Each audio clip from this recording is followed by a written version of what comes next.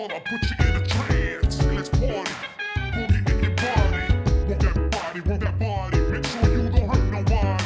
I say, hey, hey, hey, feeling the fire when it burns inside ya. Yeah, get up off of that thing. Dance and shake and let's swing. Come on, girl, let me rock the world.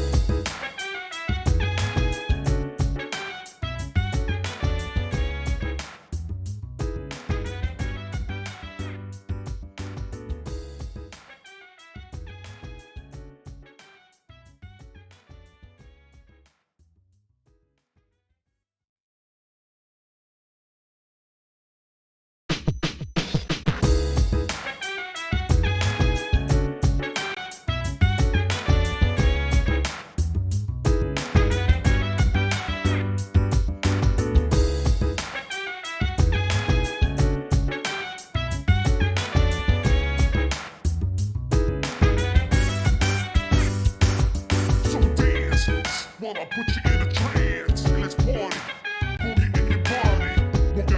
Want that body, make sure you don't hurt nobody. I say, hey, hey, hey, feeling the fire when it burns inside ya. Yeah, get up off of that thing. Dance and shake and let's swing. Come on, girl, let me rock the world.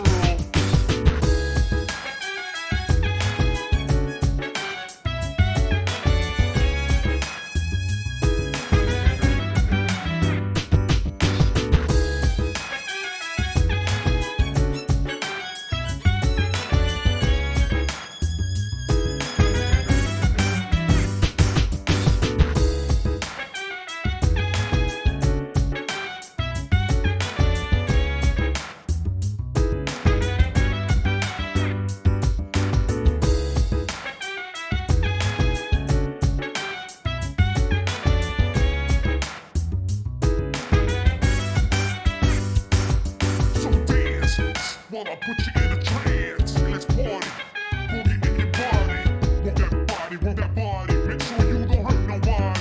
I say, hey, hey, hey, feeling the fire when it burns inside ya. Yeah, get up off of that thing. Dance and shake and let's swing. Come on, girl, let me rock the world.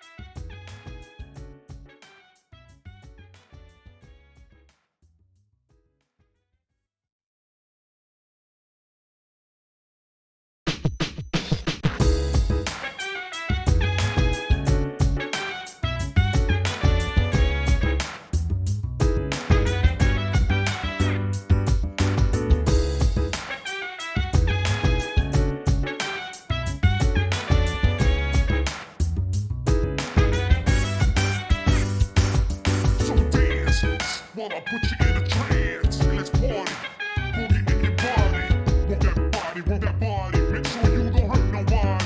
I say, hey, hey, hey, feeling the fire when it burns inside ya. Yeah, get up off of that thing. Dance and shake and let's swing. Come on, girl, let me rock the world.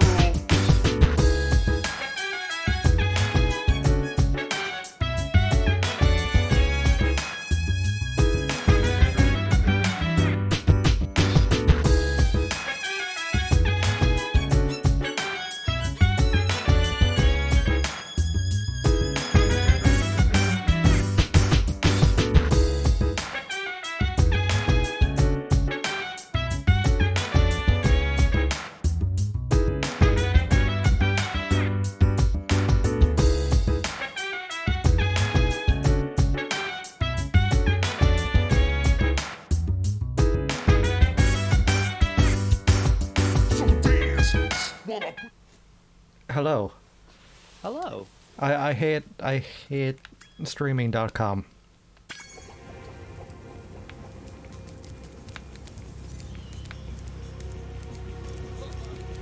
It's Streaming.com. yeah, streaming.com. It is always a pain when everything just decides to fuck up. Yeah. You gotta get that PC upgrade. Yeah. Yeah, I really do. But I don't have money. So, No money? no money. Guys, if you'd like to support this stream, then make sure you go to paypal.me/. Me. I don't know what your PayPal is. I don't know what it is either, so don't worry about it. Okay. I think I've got my Ko-fi in my fucking thing, if, you know, if people are feeling generous, but whatever. Yeah, I totally forgot to set up donations for this channel. If you remember. Oh yeah, you were doing it, but then you didn't. Anyway, I was doing a lot for you streaming at the you time, were, right? you were, and I'm not. That's why I'm not complaining. Hold on. We have the last world of Spyro 1. Oh my god. Narc Cove. Yeah. Did you? I always found it weird going back to, or like, you know, learning about like the war on drugs in America, and like finding out that like, oh, like before every like arcade game there was like a FBI like warning, like, you know, winners don't use drugs and stuff like that. Yeah. And it's like, it's so fucking weird. And then you got like you had Narc, which was like a game where you play as like, you're just taking like drugs. You're just a drug cop who like, You're a narc. a narc, yeah. And then there was, fuck, what was the other game? Oh god, there's a game I remember seeing on like Let's Play like ages ago. It's like, it's like trying to be a narc clone, and it's really fucking weird. Like, I'm not sure. My first interaction with that, you know, that opening message that would appear and was the parody of it that they did for the Scott Pilgrim game, and I was like, oh my god, is that like a thing that people that happened? Yeah, no, it totally was. yeah, it's really. I had no idea. I mean, look, if you're gonna, it's the 80s. If you're gonna want to market to kids, whatever you're gonna do it. Like, it makes sense, but god, it is strange when you look like, oh, you can like try and run those things on MAME and see those fucking weird ass messages about how you shouldn't do drugs. Like, okay. And then you get like Americans who grew up in that era, like as journalists now writing articles saying like, you know, talking about like, oh well, this is propaganda, but this isn't. Like, Yeah. their propaganda wasn't propaganda. Yeah. Like, fuck, what was it? I see Look, it's weird, but it's not exactly rock. No. But like, I seen some like, it was just this like supposedly left wing like Twitch streamer. Let's see if doesn't like Keep it. up the good Yeah. work, Oh, he's Spyro. handsome. He's I expect handsome. Nasty He is. really starting to Is worry he the one we about saw you. earlier? I'd be shaking in my Nork boots if He I showed were he him. looks pretty similar to the other guy. He's got a similar design as the ones from the Dreamweavers, but he isn't, I don't think. There's only I think there's only the one, there's only the one dragon that repeats, and we already got him. I mean, I might be wrong, but like, I'm pretty... He looks very similar to the one at the start of Reignited, who I said was Yeah. hot. Yeah. Let's have a look. Because you Let's can... see. Oh no, he is the same one. Really? Okay. Yeah, I think so anyway. He's a dragon who is the leader of the Dreamweavers, and after Spyro freed him from the Dreamweavers realm, Latique welcomed young dragon's arrival and gave him advice on dealing with Nasty minions in the Dreamweavers world. So I'm assuming he showed that. I mean, yeah, he must show up twice. I did not know that. Yeah, when being rescued again in the arcade, he has a different voice in the original game. That might be why I never parsed it. I knew it was a little boy.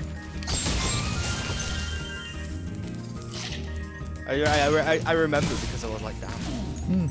Oh, he's pretty. And I was like, I won't forget a thing like that. And you made the same joke. I did make the same joke. Just gonna put you on blast for that. What? What's wrong with that? It's not, I don't need to be on blast for that. No, it's good to recycle. Okay. Well, exactly. You're saying it's bad to recycle? Is that your implication though? Yeah, Do you not recycle? I do. I don't only recycle, but I compost. I'm just decomposing Oh, same. every day. Like, what else is there to do in a post-COVID society? I love, like, I mean, I think I posted this like a while ago, where like, it's like, yeah, I feel like a kinship with V from Devil May Cry 5 because I also have a book and I'm falling apart. Oh my good lord. That sounds like it could be a Fallout Boy lyric.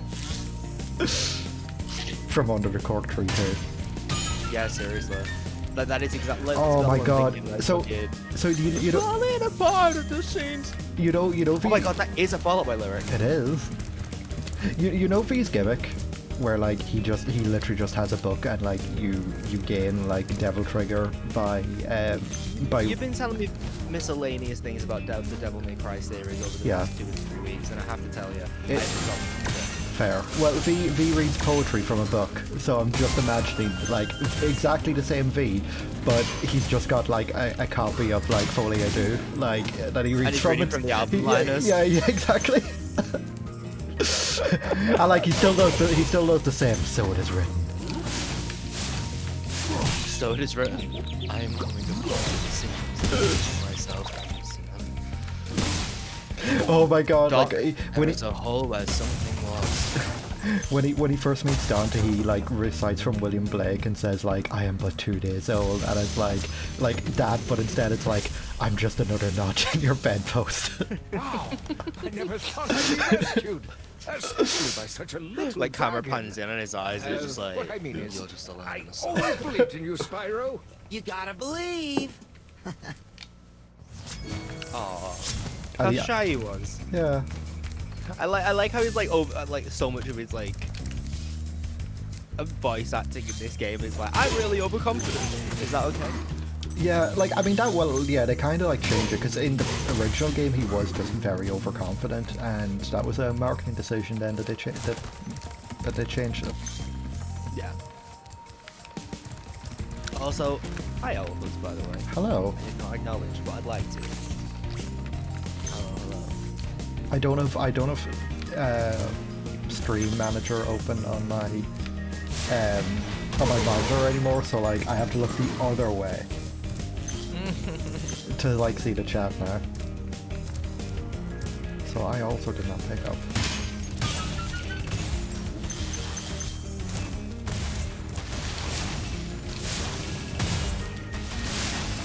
I always like the size of these worlds. Like they feel a lot bigger than the other ones.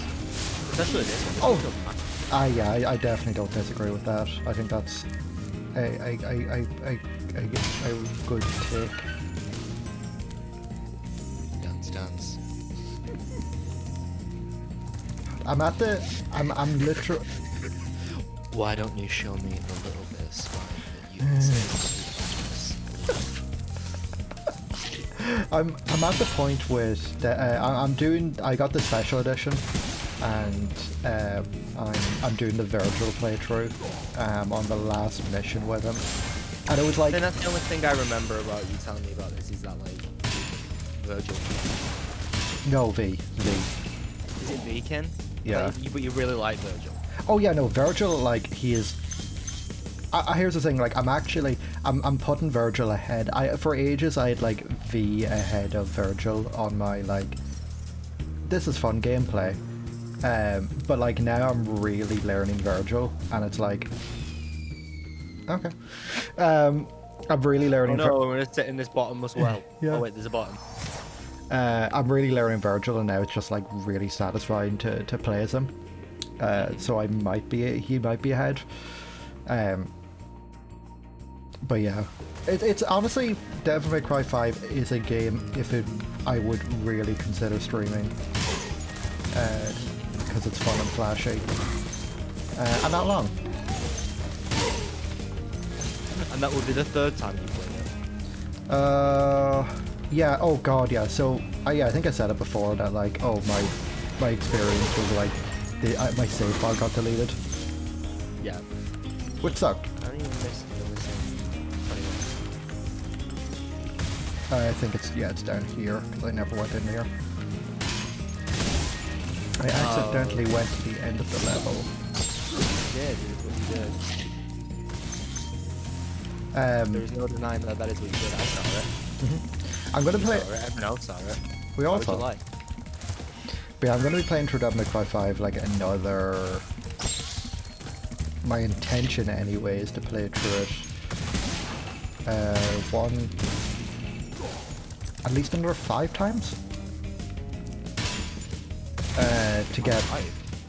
Because it's one of those games that like I want to 100% it, but to 100% it, you need to play through it on every difficulty. You played it Dante yet? Yeah. Oh yeah. Oh, I know.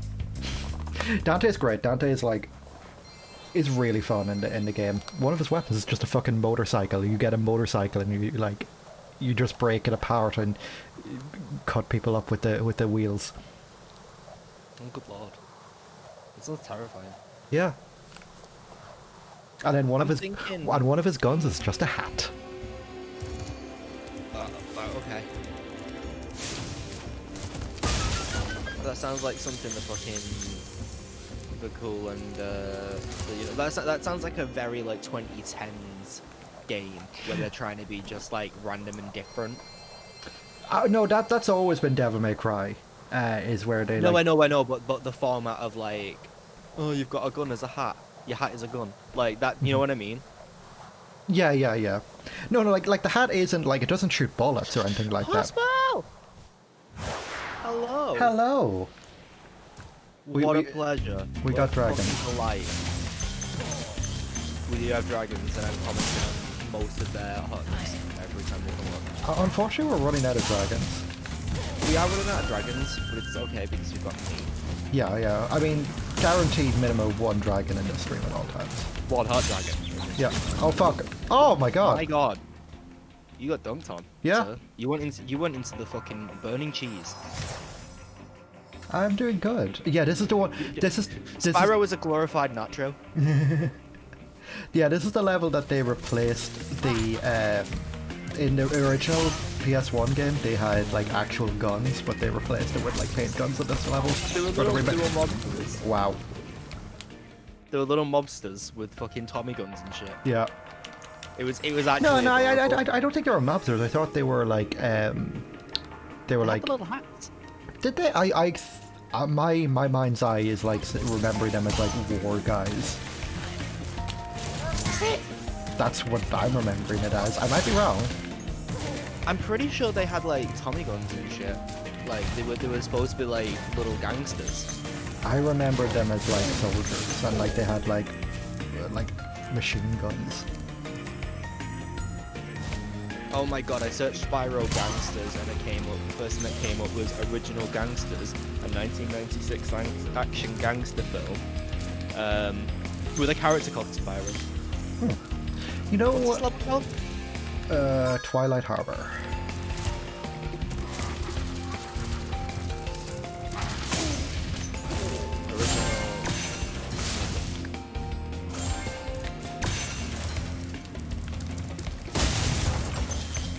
I do remember them as soldiers.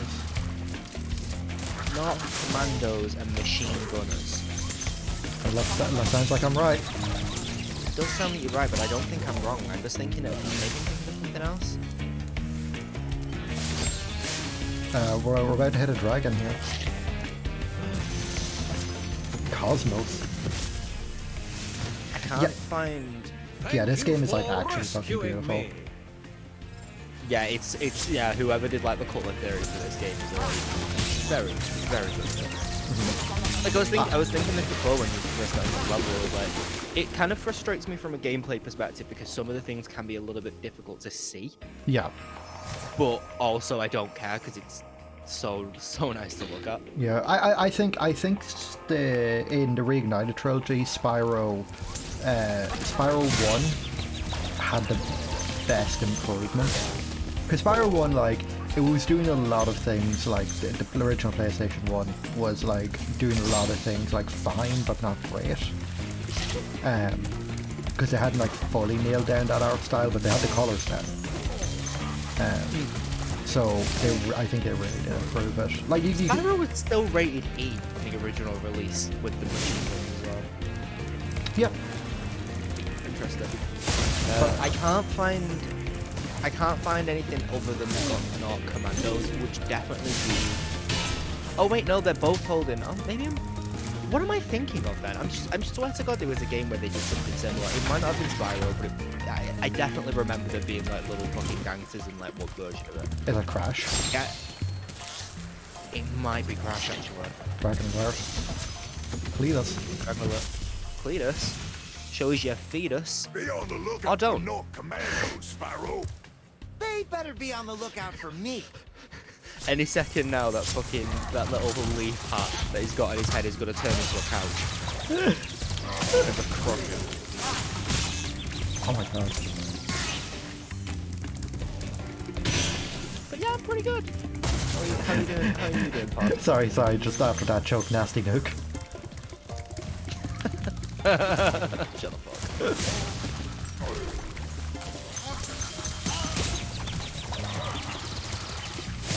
Yeah, how are we all doing in the chat?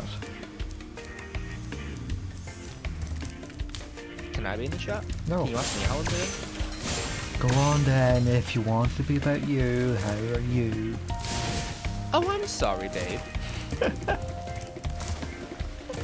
No, please. No, see, the thing is, I already know because I asked her. So, Yeah, like, true. I don't know. Continue with that sass and let's see how long you keep holding your bollocks.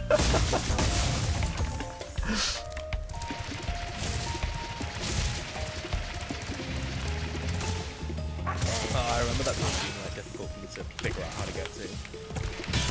It's difficult for the specific reason of I never noticed the fucking Ramp. the thing that not even the ramp, but like the turn handle that makes the ramp go. It's in such a like, Yeah. how in the hell would you just know that that's there? Yeah. Especially on the PlayStation. Oh god, yeah. Like, I mean, that's partly the reason why it's like I fucking just got it immediately because I remember how annoying it is. Yeah, it's one of those that just kind of sticks out in your head.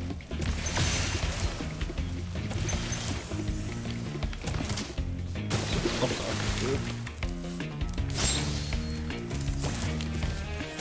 You just set fire to that rat, dude. Watch. Set fire to the rat from up by Adele. I like to think that that's what she was like, that's what she brought into the production meeting. She's like, yeah, this is what I want to write a song about, innit? Like, this is what I want to write a song about, it's going to be well good. And then they're just like... I like that you're just doing my Adele. impression of every British person ever. That is what Adele sounds like. Oh, That is actually what Adele sounds like. Congratulations, you've been doing an Adele impression the whole time. So you know what? What's the population of the UK? Like what? Like 70 odd million? Like 80 odd million? Okay, cool. I got like I'm able to do an impression of one person out of that. I'm not doing too bad. Yes, you are. Nah, I could be doing worse. You could, but I mean that's the is the floor that low? Yeah, absolutely. Okay. But yeah, no, she just turns up to production meeting. She's like, this is what I write a song about, innit? Proper good. And then they're just like, Adele. like, can you please like not write songs about rodents? That's kind of, they're not gonna get radio play. He's like, no, they will. And they're like, no, we're gonna change it. You write it like set fire to the rain. She's like, that doesn't make any fucking sense. So rain, like, so like the first two albums like are the like where it's like what 19 and 21 or what were there like albums? Like yeah. With that the first single, which was going to be chasing rodents. Yeah, they're both about like how many rodents she has at that time.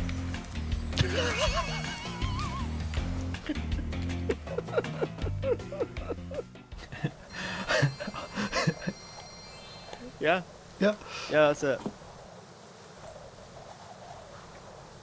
Like, I'm like, oh no, it's all about. And then of course, Taylor Swift had to fucking one-up her with 1980, 85, 84, 87. It was one of those. That was not. Fuck. Go on. No, I'm fucking. It's 1980 something. It is, but there's not that many options, dude. Eventually, you'll get it. 1989. Yeah, you go. I see. I didn't think 1989 because isn't that like the? I what's that like? Bowling for Soup song, isn't it? 1985. Oh right. I always thought it was 1989. So you know what? Springsteen, Madonna, way before Madonna. There's Madonna. Madonna still on MTV. The M stands for Madonna. Two kids at high school, Madonna and Madonna. She's still preoccupied. Oh, we're Nazi Dog. Madonna. Oh fuck, we're Nazi Dog. You are. I thought we had another level before Nazi Dog. Really is. Probably could have done this last week, to be honest, if it was not for how long that fucking stream was. It was already at 3 hours. And we were having technical issues then too. Yeah, we were. That is actually. I think we were intending on doing it. Yeah, I said it. I think I said it at the moment where I was like willing to like go that extra little bit that time, but like with the tech issues, we're just like fuck it. This is my least favorite Eggman to catch. Yeah. Egg thief. Oh, I thought you were just making a joke about like chasing Eggman after just finishing Sonic. Yeah. I do like how in the first Sonic game you don't actually have to hit him at the end. You can just fuck off.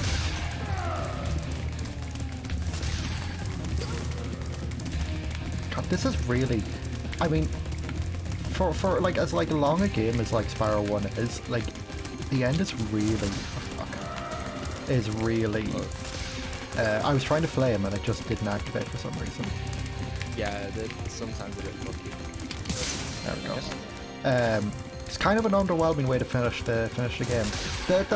Yeah. 2 and 3 have like actual like bosses at the end. Yeah. It was just one of those weird times of fucking gaming where like, you know, it didn't have to, like the final level didn't actually necessarily mean it was climactic in any way. It was just the last of the levels.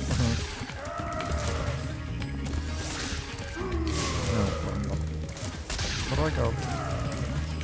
Yeah. And there's one thing I missed. Yeah. Wait.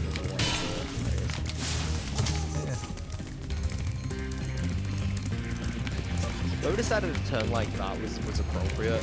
Yeah. Head on a stick. I want the head on a stick. Fetch it to me. Give it to me. So who's your hottest dragon in the game? Oh god, I don't know about that. I'd have to like pick a egg from like a lineup. The police lineup. Yeah. I want them all to sing I Want It That Way by the Backstreet Boys. Just put in there.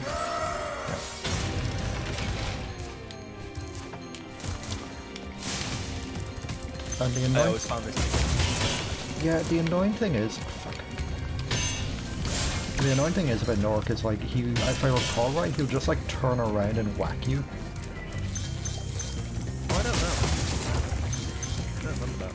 I think you get too close to him when you're not supposed to hit him. He just whack you.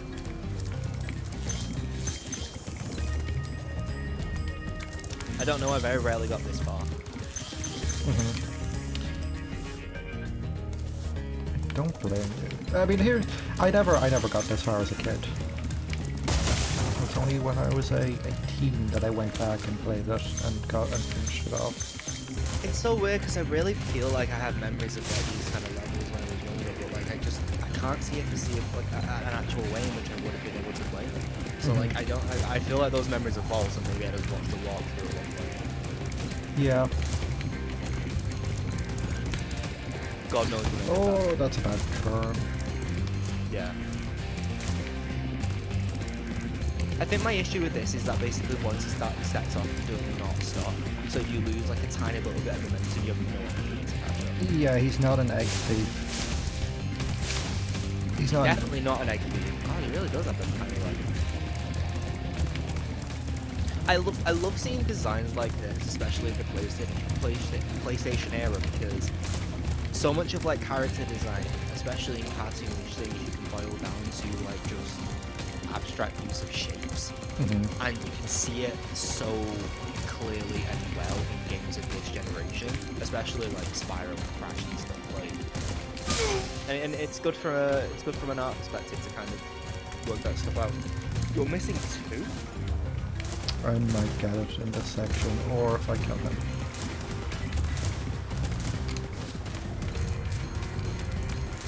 See, the weird thing is this section isn't that bad. Yeah, no, the second bit is. Yeah. Wow, I was missing too. Yeah, you are. You're toast, Nork. Fuck, now I gotta do it again.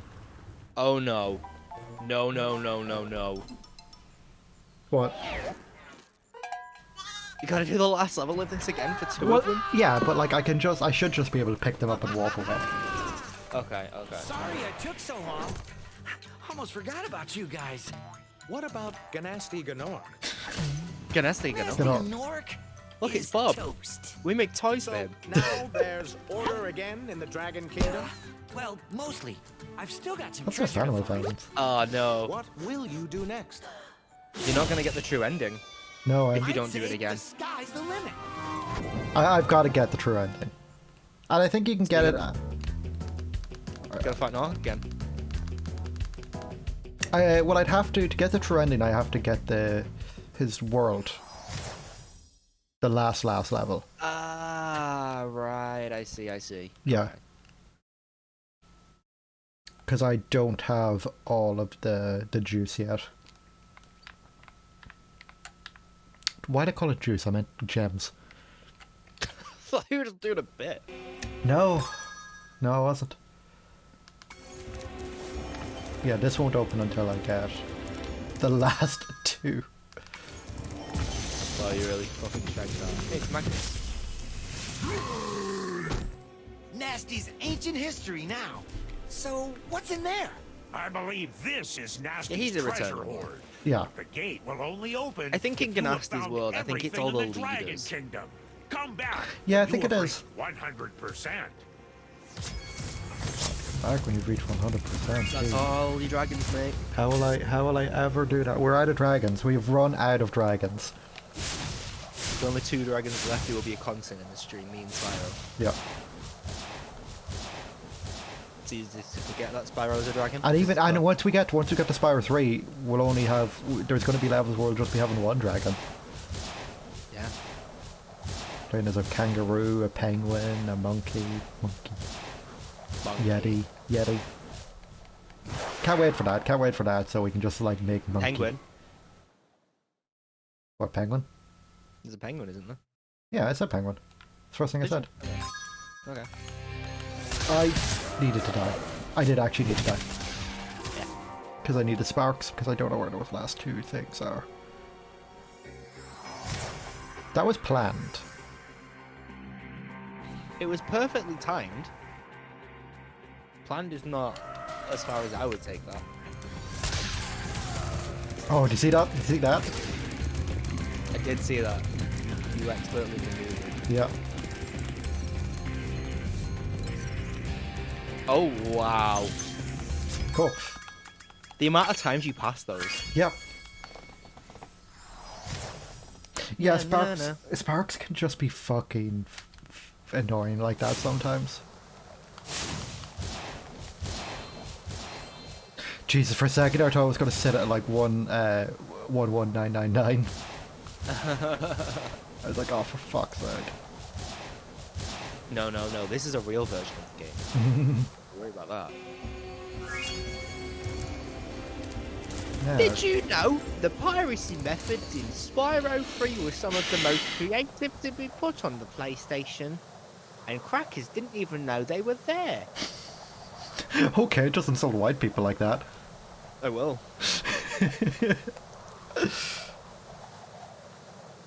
I do like these. I like that they do these levels at the end where it's just like, hey, have some fun. Yeah, this has always been a trend that I've enjoyed. It's catharsis. Yeah, it's like you did it. You did the thing. And like, yeah, you can fly. Yeah, that pissed me off that this is the only glitch you can do that. Yeah, I do like in Spyro 2 when you 100% it, you get the upgraded flame. Permanently? Permanently, yeah. Yeah. Why can't I just unsquare now? Yeah. I mean, I know why. It's because you could easily break all the other levels. So, oh yeah, but like, I mean, I like that, you know. Oh, but you can't. You can only fly up a certain height. You can't just fly up. Yeah, you need to actually like find ways to elevate. It's still a puzzle. Yep. My favorite thing, or favorite like bit about Spyro lore, is that like. So in one of the games they established that like I think it's like Enter a Dragonfly maybe, where like every dragon egg cycles are every 12 years. I don't know if that's in Dragonfly. It's in one of the games. It's not in one of the like after games. So like by that extension. No, it's definitely the original. I mean, it might be. Actually, it might be in like the manual of the third game. Yeah. I would say it's not Enter the Dragonfly. They really don't get into like dragon eggs in that game. It's all dragonflies. Yeah. But my point being is like that means that like in Spyro 3, like assuming you know you were following this canon, Spyro was 24. Spyro's 24. Yeah, well, I mean, if we're following that, Did you not consider him to be 12? well, no, because there's an egg cycle in Spyro 1. Oh, I see. Well, So- I could buy him being 24, jumping for a dragon. Yeah. Hello, that girl who likes Disney. Hello. I just love the idea that like Spyro is like it's just 24. Like I don't know what's so funny about just him being that age. Yeah. 24. Why not? Why not have him be 24? I mean, yeah, like why not? Yeah, we all love Spyro here. It's like, you know, it's a game we grow up with. And the Yeah, I mean, Reignited trilogy is which one fucking- which one would be your favorite? Like 1, 2, or 3? I still think 3 is my favorite. I wasn't talking to you. Oh right, I thought you were. No, you were. No, it's not about you anymore. We have guests. I'm sorry. I'll just stay here and try and get this egg. I know, thank you. Yeah, the third one's pretty damn good. I do like how full it is. I think the letdown of like the third game for me, sorry to be controversial on this one, is that I just don't particularly like the other character levels, but the rest of the game just feels very full. I appreciate what they were trying to do. I just Yeah. I enjoy playing it that much. I don't disagree in the slightest with that opinion, honestly. Even though I like 3, some of the side stuff is pretty Eh. Yeah. Oh, Just kind of something dinged. something Oh, thank did you. Sorry, I don't have the stream open on my phone or my fucking whatever. So like all I heard was the ding. Thank you very much for the follow. Very much appreciated. It is. Yeah, the second one's probably my least favorite out of the three. Like, I like. It's always a toss-up between 1 and 3 as to which one I like the most, because I just have more fondness for 1 than I do for 3, and more like familiarity. So if I want to go back for like a nostalgia romp when I'm feeling like Spyro, I'll go back to 1. But I think 3 is a much better game.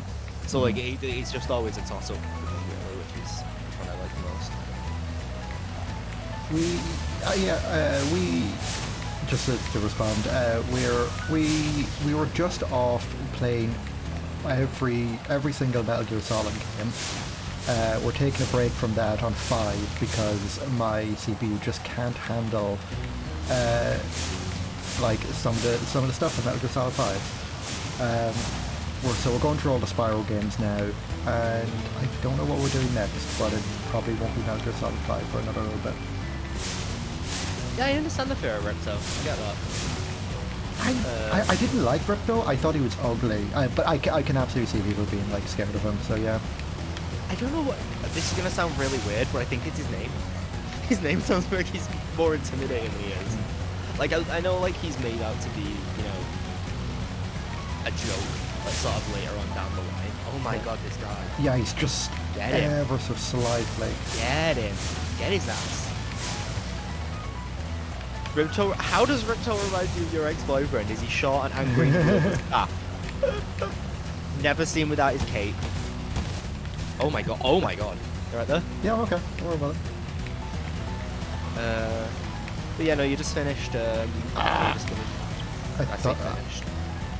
Metal Gear, pretty much all the Metal Gears except 5. Yeah. And then prior to that, what were you playing?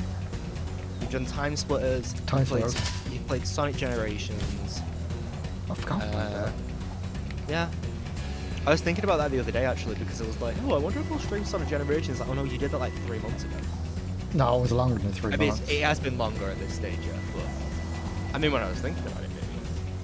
Fair enough. Fair Gonna enough. get the firework. Oh yeah. Cute. Yeah, I don't know what I'll stream next. I mean, I still don't know what I'm streaming next either. I mean, one thing I said to you was that like the Sonic Adventure games. Oh yeah, and I won't hide no on that one. Yeah. I mean, look, I could probably deal with it, but like. Here's the thing. I would do it. I want to play them, and I don't like them. I adore horror games. Ember does not. I would love. Really deeply. I would love to play Resident Evil 7 again, because I think that's. I don't want to embarrass myself. That's the problem. Like you could happily play them, but you'd be playing them either solo or with someone else. And I hate. Yeah. I can just about handle horror movies, like because I can, you know, look away every now and then. But with games, because you're the one who's having to like move forward, you've got to actually be immersed in them. Like I get sucked into games too easily to like. I'm a pussy. I'm accepting of that fact. It's fine. I just adore getting scared in video games. I don't like being scared in general. I like it. Like that's the thing. Like I watch a lot of like really bad horror movies, partly and like in the hopes that like, you know, I watch a lot of them not only because like I'm kind of hoping that they're bad and like, you know, I'll get there 1,000 gems in this? 2,000. Oh god. Yeah, I was never into Resident Evil before 7. I tried playing 4 once and I didn't particularly enjoy it, which is sacrilege in like a lot of like circles. But yeah, I just never got into it. But I played 7, adored it, and I played the Resident Evil 2 remake after it, and I enjoyed that too. So I might go back and play more Resident Evil and stuff like that. Whereas I definitely won't. Yeah, like the thing is, Resident Evil 2 isn't. It's scary. No, don't worry about it. It's nice to have chat active. Resident Evil 2 is like scary. It's not exactly scary. It's more like you're being chased down by like Mr. X, who will just basically kill you very quickly. Mr. X? Yeah. Mr. X. He'll just kill you. Oh, it's a show. Yeah, he'll just kill you really quick is the thing. So it's like you're scared running into him because you know you're going to die. But like Resident Evil 7 just like brings a complete sense of. Okay, that's all there is here. Weird. Resident Evil. Oh right, I need to go up here so I can fly from it. That's it. What? Here, so I can get that extra height. Oh. I think the reason why I was interested in Resident Evil 7 is because it wasn't a Resident Evil game.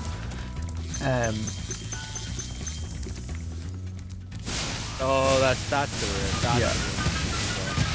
Oh fuck. Oh my good god. This is a very satisfying part. Yeah.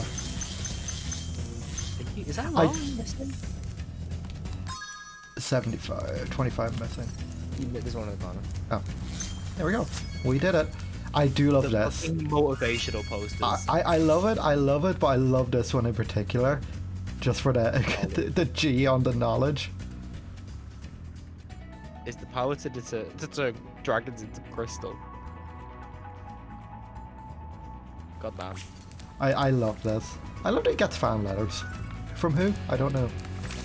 From Spyro. I just wish there was more of them. More of these posters, like, because they repeat, and like that's like, oh. It's so cute though. I can't I even don't vote for you, Mr. These are just like Reddit emails that he prints out when somebody like upvotes him. Yeah, he's a man who loves an upvote. Can you burn him? I mean, on the wall. Yeah. Nope. Okay. Well, that might be a skill point or something. No. Well, that is Spyro. I'll take the door. Take the door. Oh yeah, Something yeah, inside. yeah. Good point. And then I fucking go into exit. Yeah, good point. I'll do that. Leaves anyway. I don't vote for you, Mr. Boxer. Okay, so Nasty Nork. Oh wait, secret ending. Spyro the dragon, you defeated Ganasty Ganork, collected the dragon, Ganasty eggs, Ganork. saved all the dragons, and recovered every bit of treasure in the Dragon Kingdom. How do you feel? I feel fired up, Bob. With my And I'm paws. happy for the dragon world, of course. I certainly wouldn't want to spend the rest of my dragon days butting heads with Nasty Nork and his weird minions. What's a minion? It's a terrible film. Never mind. You know what they say. For every good battle, you need a good I've told adversary. you And I my felt that story Nasty about how I this guy have Ninja seen was a Despicable worthy Me, opponent. right? Oh, No. Here we go again. I'm pretty sure it's okay that I share this story. I'll share it over the credits. Oh god, I'm concerned. No, it's fine. So I'm there. I'm at a friend's house. Oh no, I'm at a friend's house. I'm meeting up with a friend, and at this time he had a really controlling girlfriend. And Oh good lord. yeah, and I thought the crowds were going to come up. He had a really controlling girlfriend, and she was annoyed that like he was hanging out with me, or like is he getting anybody that wasn't her. Is this okay with Kyle? I think it is. Anyway, Okay. they get one for you then. yeah. Anyway, they get into an argument, and she ends up throwing her purse at him and just storms off. And it's like I'm just like, okay, you need to bring that back to her regardless. Like, you know, that's something that needs to be returned. So we go back to the house, and they go upstairs. He goes upstairs to her, and like they like have an argument. And then I'm just sitting there with her entire family, mother and 2 sisters, watching all of Despicable Me. The first one? Yeah, the first one. And I'm just there. Like, it is so uncomfortable because I don't know these people. Like, they don't know me. I wasn't really invited into the house. I was just a tag along. And like, I was just there for like an hour and a half. Like, I didn't catch it the very start, but I was there until the credits rolled. God lord. So yeah, that's... I've had times like that, but not specifically with those circumstances. Where I've like I've gone out drinking with someone, and then ended up back at theirs. Woke up like the next morning to like their parents being around and having breakfast with their parents. It's like that scene in Ugly Betty where Daniel wakes up in Betty's bed and then yeah, spends the entire day with them. It is like that, yeah. Yeah. That was I've had times like that, and awkward is not the word. Is this rain ever gonna stop? I forgot. Especially because it's like you just really want to be like, I promise we didn't sleep together. I know I'm gay and I know we slept in the same bed, but I promise we didn't bone. I tried it on, it didn't happen. It's fine. Don't worry about it. How about it, Sparks? You up for a vacation at the beach? Last one there's a Nork. I love the setup for this game. That like Spyro was just like kidnapped basically. Yeah. I really like Is it working, Professor? I love her design. I love it. Just a She's few so more pretty. adjustments to these orbs and Maybe this isn't such a good idea. And Hunter. Bringing a dragon here could just Hunter make looked to Rizzo more fucking angry. stay in the original trilogy. Yeah, and really glad that he's like- he's at his worst in Spyro 2 because his voice actor is so smug and he talks like this constantly.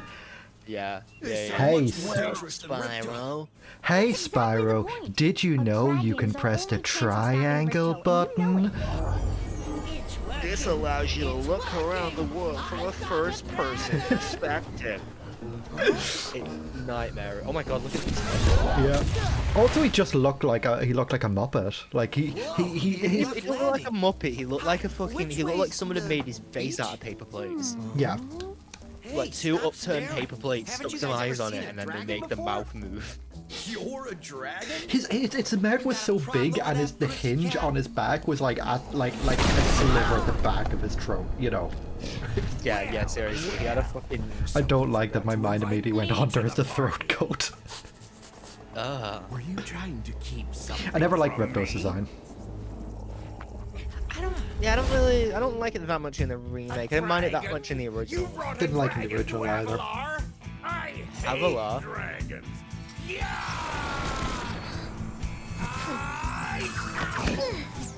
Crush! Kill it! Kill it!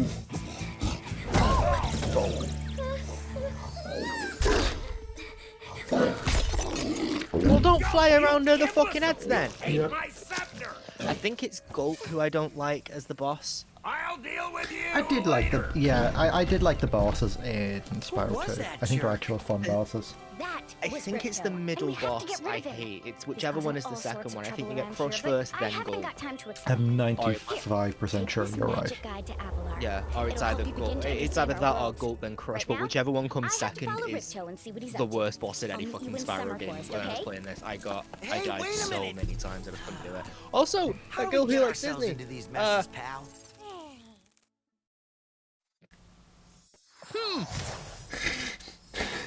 Oh my god.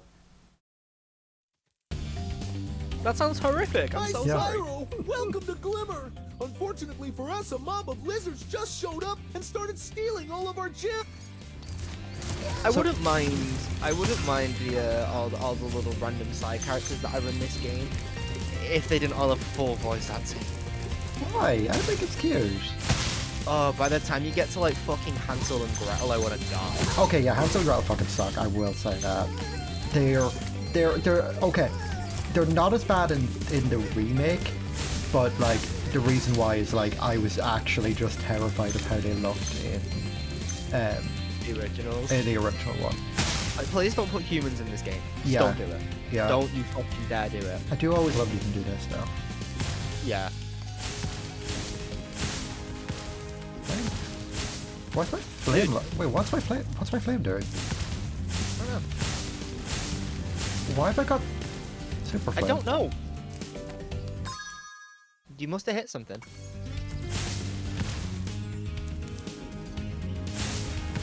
Is it? Oh, thank you so much.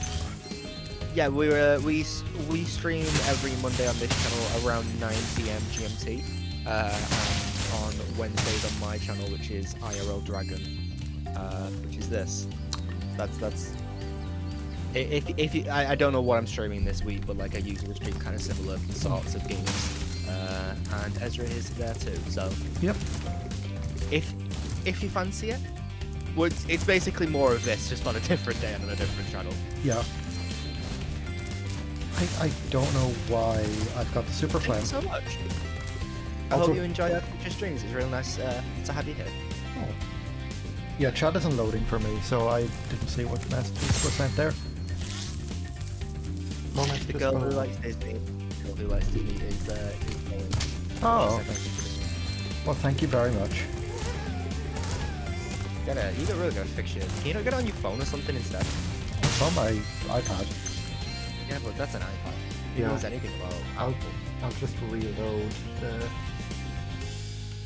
If I can. You too. Thank you so much.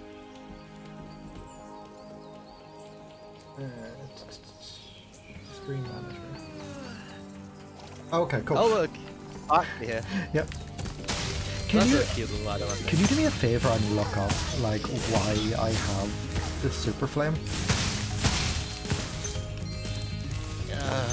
I mean, I'm not necessarily complaining that I. Start level. So just double check you're not just randomly giving it. No, I'm definitely not. It's definitely not a random get.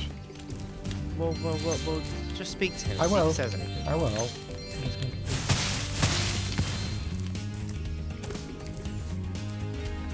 If you can find my friend Twitchy, he'll reward you for helping But we're us on his out. website. Nope.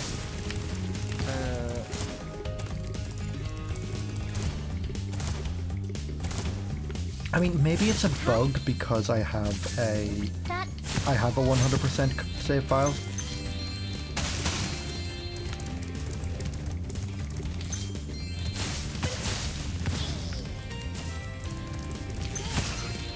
Well, it's weird though because you might have super flame, but you don't have like the horns and the wings and the tail and shit.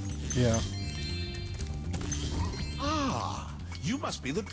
In the Reignited trilogy, a toggle for the permanent super Thank flame you, in Mr. Spyro 2 Dragon. was added in the form of a cheat for fans to turn on or off whenever they please after completing 100%. Okay, how do I toggle it off then?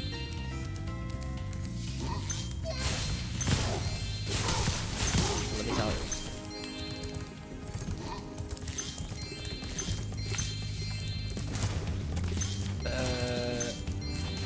Okay, we'll try this. Try this. Left, right, R, R, R, R, Y.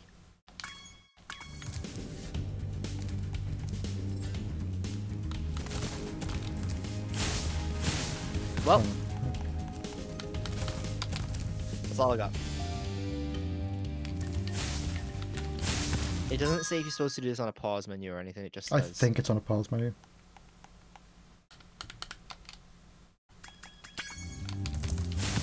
Nope. to get a good look around. Weird. I mean, it's fine. It's not really a big deal. Save and reload. Yeah, I'll do that in a moment. I'll do it once I get to this level. Like, I'm not 100%ing this level anyway, because there's no point. You have to come back here later. Yeah. But, also, there's some home worlds where you just can't. In your first like visit there. Yeah. Is magic portal next? I am just going to leave this. I'll come back and do this level later. You've got to come here with like, you've got to unlock the climbing to get further on here. Yeah, that's it. Yeah, no, I always found it really weird that in the UK or maybe the EU, this game was called Gateway to Glimmer. Mm-hmm. Yeah, like I mean, What a short name. I mean, it's still got the alliterative name to it. You know, it's not the worst. I don't. No, I know, but like compared to like Ripto's Rage, like it's just so different. I suppose. What's her name? Is it Fauna? Think it's Fauna. Oh no. Alora. Alora. Oh, hello. We didn't get a chance to introduce ourselves before. My name is Alora. Hi. Hello, I'm Spyro, and I'm the Spyro. perfect height. What are you? Goat? I'm a fawn, you dork. Oh, sorry. Did you meet the gem cutters in Glimmer? I love that. Yeah, they gave me a souvenir too. They called it a talisman. They gave you a talisman? What, is it special? I just stuck it in the guidebook you gave me. Well, there are 14 talismans in Avalar, and they're all magical. If you can collect What is it enough special? of them, I like totally they put can it up be my used ass. to defeat Ripto. I just super glued into the book. Hunter, where have you been? Oh, Hunting. got a little lost. Spyro's gonna help us collect the talismans. I am? He is. Spyro, look. There's no way you can get to Dragon Shores right now. Ripto and the monsters are taking All the over planes castle aren't here in the working Summer anymore. Forest. You're going to have to go to Avalar's worlds and convince the inhabitants to give you They've their grounded them talisman. all after you just You can randomly keep them in turned your up there. guidebook. Hey, I could do that. Why doesn't the dragon just torch Ripto? Hunter, you can't even keep track of your running shoes. How can we trust That's you 'cause with I keep stealing them. 14 talismans? If you come But the big across any paws. orbs, they're important too. But I'll tell you about them later. Bappy paws. Okay, no problem. I'll collect a few talismans, give How Ripto is there the not old a mobile Hotfoot, game called and that? be in Dragon Shores by lunchtime.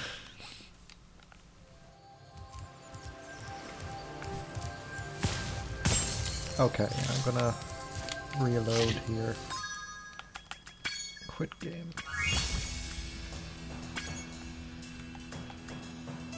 I think you'll have to actually fully quit the game. Yeah, I'll give that a go in a moment. It's really fucking weird. I don't get why.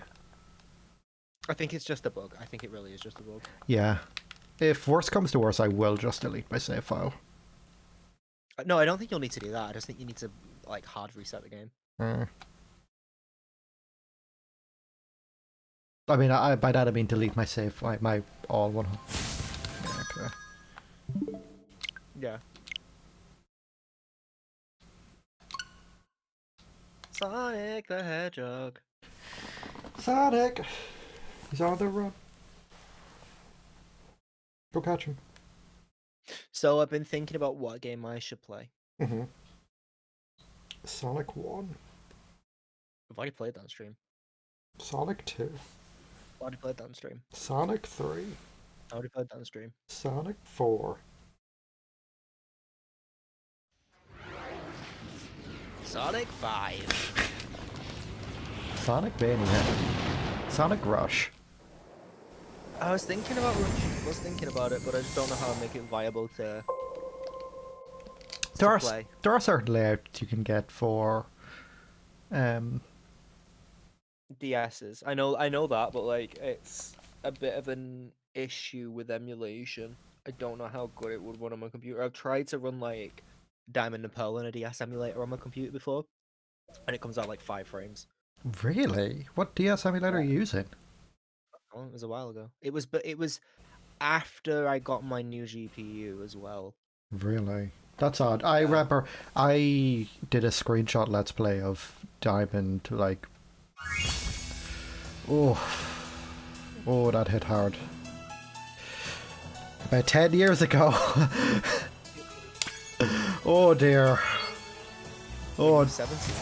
yeah. Better things to be doing when you're 17. I lived in America for 3 months, okay? I had literally nothing to do. Excuse me, I'm so sorry. You don't get to pull that card. I did. You do not. No, you do not. I'd understand if you were just like, I live in Ireland. Like, no. But, like, I live in a fucking America for 3 months. I know. I lived in Shut rural the Georgia. Okay, yeah. Oh, wow. Whatever. We'll stick with it this stream. No, we won't. I will just delete my save file and see if that works. Wait. Before you do that, let me just see if there's anything for, like... Carry on. Just carry on as you go, then. I'll just... yeah, I lived in rural Georgia for like three months, and it sucked. There was just, I mean, I didn't drive. Even if I did, I wouldn't have had a license for there. There was no bus service, no nothing, so I just had to... This is the home. Oh wait, I can change my camera to... It's active, okay, cool.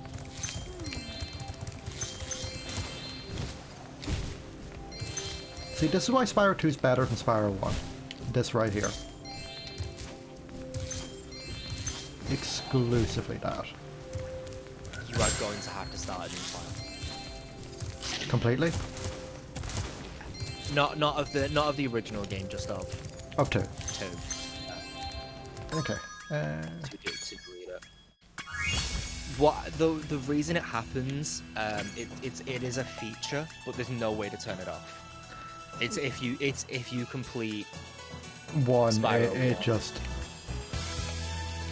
Can you look into it? What I will do then is... I will just do it on a different profile. Could you not have just done it on the third slot? I don't see how that would have worked. Oh, right. I'm not explaining this well enough. No. Well, okay, you did interrupt me. Okay, fair, go on. The reason it happens, it's a feature where, like, if you finish the first game, get like the 114 or 112 or whatever in it, and then go and start Spyro 2, like on the same load, you will have it. So if you deleted like the Spyro 2 file, itself, like, or started a new game or whatever, or overwrit it, it would be fine. You wouldn't have it anymore. Okay, so I just need to go into save file 2 then, and delete my Spyro 2 save. Yeah, that's what I was trying to say. Okay. I thought you were saying it was an issue on the profile. No, I did not say that. That's what was implied. No, it wasn't. It's what you inferred.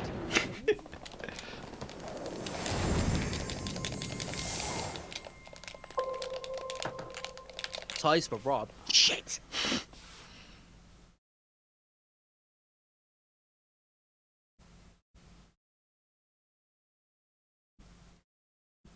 I'm just gonna say it. Fucking don't like that loading screen. Yeah, it's not Weird. great. Not great. It doesn't even like look.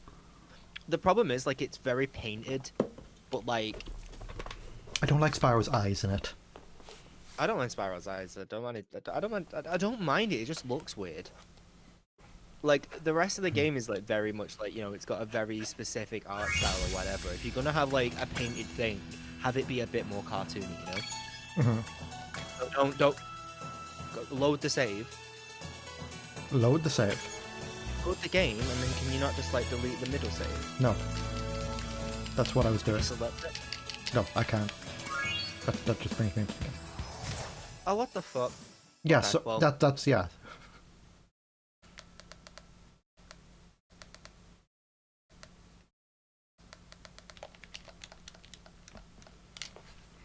Wait, there is a video. How to disable the super flame.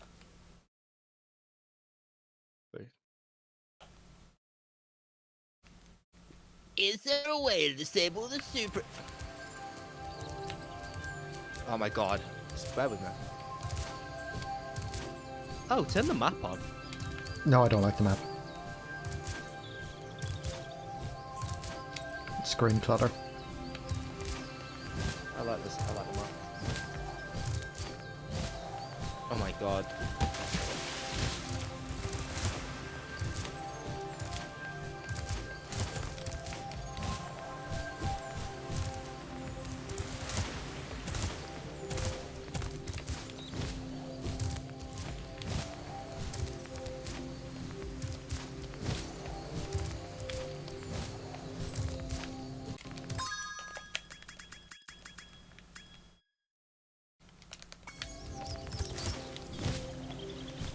Spyro 2 for the PlayStation 1. It does say about the code. This guy's actually said about the code as well. Like, you do it from the pause menu. Let me just try and find it one more time. Try it again. You've definitely still got it, yeah? Yes. Yeah, okay. So let me look on just a different list. Spyro 2 for the PlayStation 1 was released in 1997 by Insomniac Games. Their second release in the Spyro series. And just to double check, you're pressing R and not ZR, right? Yes. Okay. So yeah, pause it. Left, right, R, R, R, R, Y. Oh. Okay, there you go. I know the issue there. You gave me 3 left-right inputs when you first said it. Okay. You said left, right, left, right, left, right. I don't think that would have mattered. Maybe. Anyway. It is Done. done. Problem solved. Problem solved. Crisis. Weird fucking stupid piece of shit game. Weird fucking choice. Anyway, now we can explore the world of Avalar, where Spyro meets his new friends, Hunter and Fauna, Alora. And Hunter can teach us how to fly, which apparently I needed. What is it, bread? What? You needed it. Needed to learn how to fly. Yeah, you needed it. Bread. I don't need to get bread, thank you very much. No, you don't need to get it. You need bread. Hi, Spyro. This is just a tutorial thing. Yeah, but finally you can do that. Yeah. Oh, you can do some everyone. Okay, not bad. Now, I don't want to listen to Hunter, I'm sorry. Let him talk. Let him talk. nice job. Now, try to do a hover. Press the jump button, then press jump again to glide. He's When nowhere you reach near the as end of your offensive as glide, press He's the not, action but I button just don't to want to hear hover. Hovering will how give you to extra hover. height and I like how it tells you all these specific instructions that you can do, and then he just fucking very launches. good. Yeah. Now for the harder. I love that it's like, oh, you need to hover to do this. No, you don't.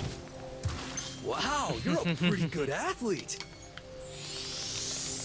Now he has mad respect for you because you can climb. Turns out dragons can jump. Whoa.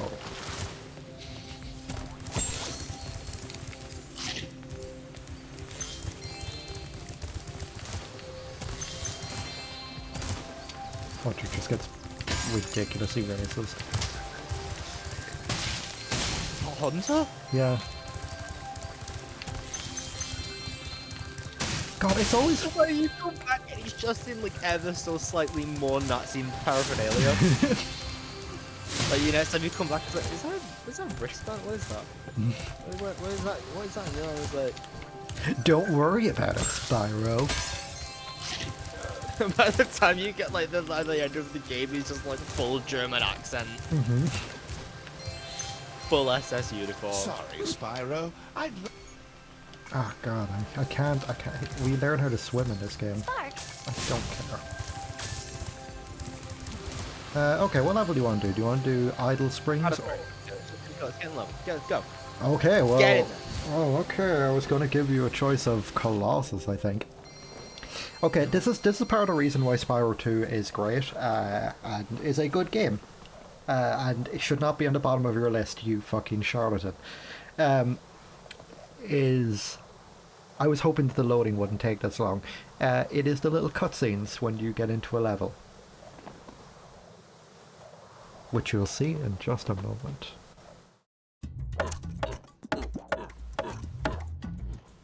Yeah.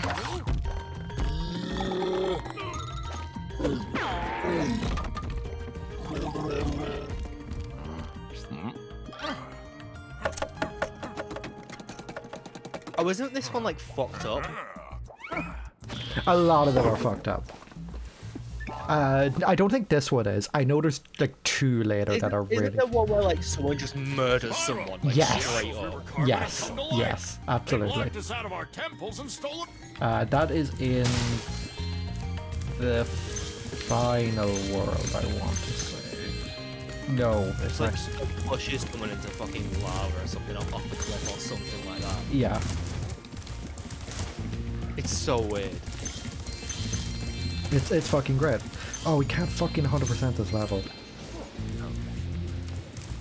Now you could go out this level now though and go to No, I need 500 to get that was 290. to what? To get the underwater swimming? No, 500. Was it? Yep. It's only 15 minutes. I don't know why I'm not riding. Gotcha. I don't know because it definitely wouldn't be like not a full number. Did you partially give in? No, you can't partially. Moneybags doesn't take partial fucking amounts of money.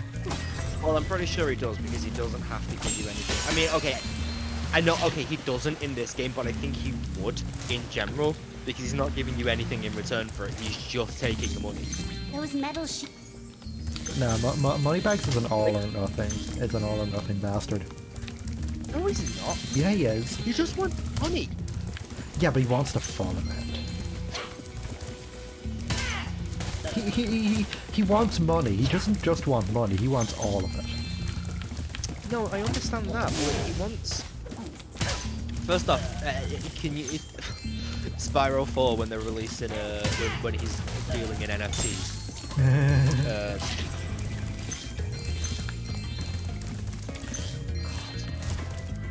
I really wish like every single person involved with a meme wasn't selling memes. Then meme status for that. Oh, I could own a fucking meme from 10 years ago. I mean, I'm glad that like the NFT shit is like apparently crashing at the moment. I'm glad it's blowing up in absolutely every single person's face. Yeah, I mean, because the thing is, I mean, here's the thing, like, it was always going to end up like this because it was always going to be a flash in the pan kind of bullshit. 100%. I mean, the way that like they like got headlines like so fast, it was like, oh my fucking god. Yeah. Like everyone, especially since like the GameStop shit happened, everyone is just constantly looking for the next thing that might blow up. So hype for a thing is just insane when it really shouldn't be. I mean, I can say this as like a person who collects stuff and likes to collect like, you know, physical media and, you know, enjoys the sense of ownership that comes with like owning like something, you know, we'll say rare or vintage or anything like that.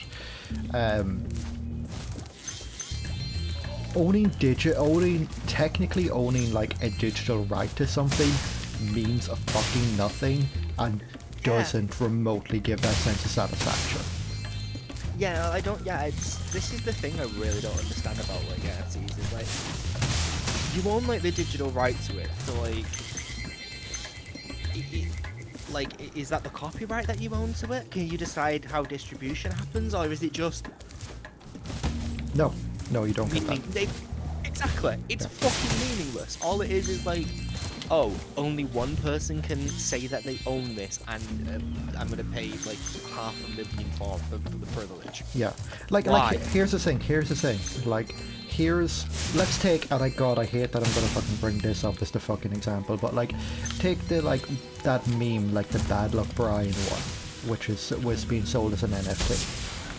Like, would be really valuable if you really wanted to own a piece of meme history. Like, you know, legit. I was gonna say, like, that is an actual like yearbook photo, we'll say. Yeah. if you own the original photo, yeah, there you go. That's something. Yeah. But if or you like the sweating he's wearing in it. exactly, yeah, exactly. But if you own a bit of code that says this JPEG is yours, that means nothing. That means nothing. It's not tangible. I You can can't save an image. Yeah, you can't hold it in your hand. You can't put it on display on a wall. You can't like, you know, if you can't like be like, oh, you know, somebody comes over for dinner and you're like, oh, hey, do you want to see something cool I own? Like, it's not a top. Yeah, setting aside, first off, it's just rich people with dragon rights, but like, Absolutely. For the second thing, it's like, I was thinking about this like logically, and while I was peeing the other day, Yeah. these are the things I think when I'm peeing, because that's the only time I really want to devote any mental energy to anything. Is like the thing that made them blow up in such a way was that dude's like, you know, it was the biggest piece of art that was ever sold, and it was like a massive mosaic of like a bunch of different pictures he'd taken every single day for years and years and years. And I was like, that would be, I'd almost understand owning that piece of art, like, you know, selling it and owning it, if you owning it was the only way you'd be able to view it. Yeah. Like, as in, you know, you have the original file at full scale, you can zoom in and see every single image that's been stitched together, like it's a fucking ridiculous size, and you're the only person who gets to have that, whatever you decide to do with it at that point. Again, I'm completely skipping over like the environmental aspects of this. I'm not. Yeah. But all I'm talking about specifically is, you know, this is the only way you could own this kind of thing, or this is the only way you'd be able to view it. I could understand in that instance someone wanting to pay a lot of money for it, because in terms of art, exclusivity is a big deal, and that would be actual exclusivity. Yeah. It's your choice what to do with it. But that's not what it is, because that image is just available anywhere. You can right click and save a fucking JPEG of it. So like, how is this tangible anyway? It is the best way of saying it is like, it's legitimately the situation where somebody could, like, it's the reason why, even though you can look up a JPEG of the Mona Lisa anytime you want, you can open an art book and you'll probably find it. You can load it up on your phone and you can probably find it. You can probably find it referenced in some movie or whatever. You can fucking find it like that. But people, yeah, you can take a photo of it yourself, exactly. But thousands, millions of people will go to the Louvre every year and crowd around that picture. They will go at least in part to Paris, to France, to Paris, just to see a work of art like that. Yeah. That's the difference between an NFT and ownership, is being able to physically see it, being able to physically interact with it in a tangible way, is what drives people who collect. Yeah, no, 100%. And this is the thing, like, part of it is like trying to apply. Is this the scene? No. Oh no, they cook with him. Wants to join now? Sausage. I always like the designs of the idols. Yeah. They do it a lot in Enter the Dragonfly, funnily enough. Oh. They have a lot of those guys, and that's where I knew them from. Again, Enter the Dragonfly rips a lot from like Spyro 2 and 3, but like, fuck you, I don't care. Yeah. How do I continue? I would 100% say there needs to be some kind of middle ground or like option for something that not necessarily like, you know, one-to-one does what NFTs do, but less environmentally bad. But I think there should be some kind of middle way to have ownership of a piece of digital art. Hello there, Spyro. Great. In some capacity or another. I get that it can't be I get that it can't be exactly the same, because just of the nature of art itself. But I mean, I'm a primarily digital artist, and I don't know. I'd like, but that's one of the biggest issues with like sharing images online, is that, you know, unless you decide to fucking watermark every inch of it, people can just post it wherever they want and steal it. And, like I mean post that. it around. Yeah, you're absolutely right. Like the issue of of ownership of a digital, excuse me, of a digital image, is not just restricted to. It's not just an issue for people who wish to be collectors. It is also an issue for creators themselves, as in... Yeah, what pisses me off about this actually as well, I just want to point this out, is that like, all of a sudden a couple of fucking very rich people decide that like, oh, now that you can own fucking digital art when people have been ripping it off for years, Yeah. they're fucked. Yeah. Like, it's the fucking issue where like,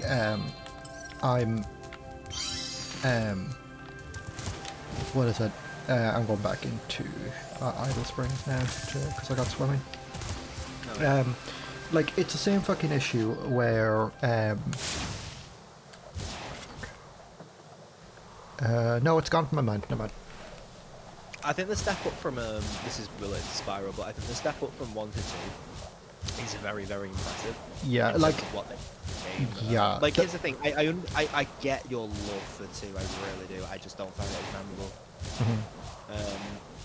I've always been impressed by how they do the hub worlds in these games. Yeah. Because they're legitimately really just fucking really big, and it's really Yeah, they really are. that was really impressive as a kid. That you could just kind of go anywhere. Like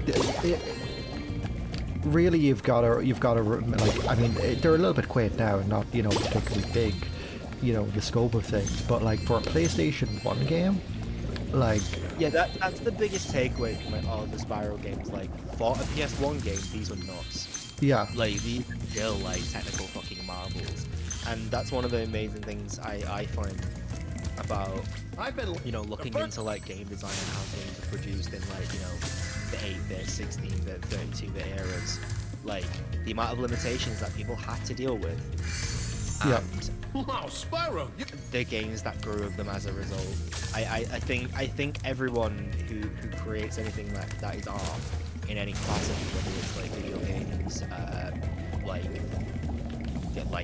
digital art, like video content, anything like that, putting limiters on yourself is such a good way to expand the amount of ideas that you can have about things. As you think about different ways to approach problems, it's all problem solving. yeah. That's It inspire yourself to do things that you wouldn't have thought to do otherwise. that's what I like partly about like Devil May Cry 5, is they still keep a lot of the limits that, like, it's a beautiful looking game, like it's a fun game, great interesting game, but they still keep a lot of the limits that like older games had, and for no real reason. Like, but like it's good. Like every mission, like every mission, like you've got to like basically manually enter it. Like there's no like, it's not like seamless, like, you know, like it's like it brings up like, here comes mission 12 or here comes mission 12. You know, here's like here's a one line, like, you know, thing, like where it's like, go to the, you know, stop the bad guy or something like that, or like, you know, open the light, you know, use your powers to open the light or whatever, you know, give some cryptic thing if there's a puzzle in the level or whatever. And yeah, they just do that for, you know, there's no reason to do that now. Like you sit there, you can customize your character, you know, buy upgrades and stuff like that. And I like that. I like that it gives you a moment to like rest. And those mechanics that wouldn't have existed had those limitations not been there in the first place. Yeah. And yeah, like it's cool shit like that. And it makes when the game is impressive even more impressive. Yeah, definitely. It's when you start to push those limitations, like, Yeah. sort of see around the edges of them. It's that's the shit that I love. Yeah. It's like, yeah, like how the hell did they make Sonic move so fast on a Mega Drive? Yeah. I like, you play other fucking Mega Drive games, and like they're kind of like, you know, having some issues with, like, you know, presentation. I will always mentally go back to the Doom level that's in Yeah, the bam. Toy Story Mega Drive game. Yeah. Like the way that they made that work, it's like a 3D rendered fucking area, and the way that they make it work is like all of the level is mirrored like horizontally, like yeah, on the horizontal axis, I think. Yeah, that's right. So like the top and the bottom of the screen are actually mirrored, but you don't think to notice that kind of stuff. Yeah. Like as you're watching it, because of like just the way that it's set out, they were like quite clever about it. I mean, it is when you look at it now, but you know, at the time as a kid, it's like, wow, how did they get this to look like this? On a fucking 16-bit console. I can't say that enough. It's 16-bit. Like the way that people were pushing that generation of consoles towards the end of it, it is absolutely wild. And I understand that there's technical limitations to the mediums that we're using right now. Obviously, I mean, in terms of actual like chipsets and like what consoles in this generation compared to the previous generation are capable of. I mean, for the most part, it's just fucking like it's just speed. It's like speed of like how fast you can actually access these games. And obviously ray tracing is an aspect of it as well, I think. But for the most part, you know, the jump between the last generation and this generation hasn't been that big, because like how much further can you push this technology at this point? This Yeah. title's We haven't like hit the point where like there's limits of what to do, you know? It's red. Yeah, like, and that's part of my issue in that's part of my issue in general, is like the way the restrictions that people are transcending now.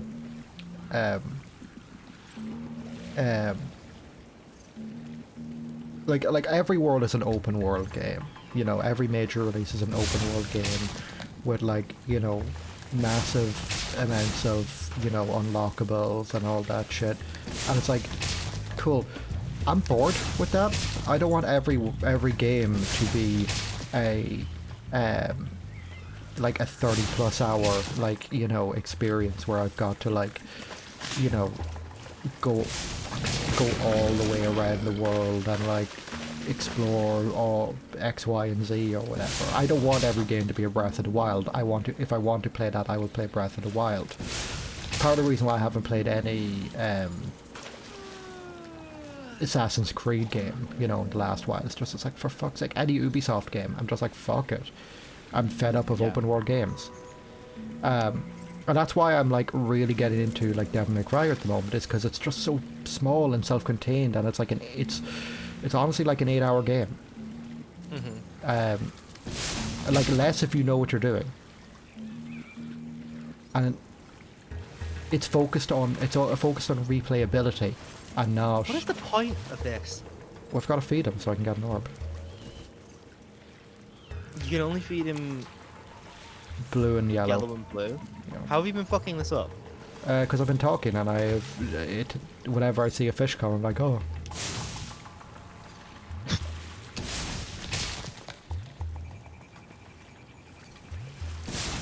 Yay. Yay. There we go. Okay, Spyro. One more puzzle. Yeah. And it is over here.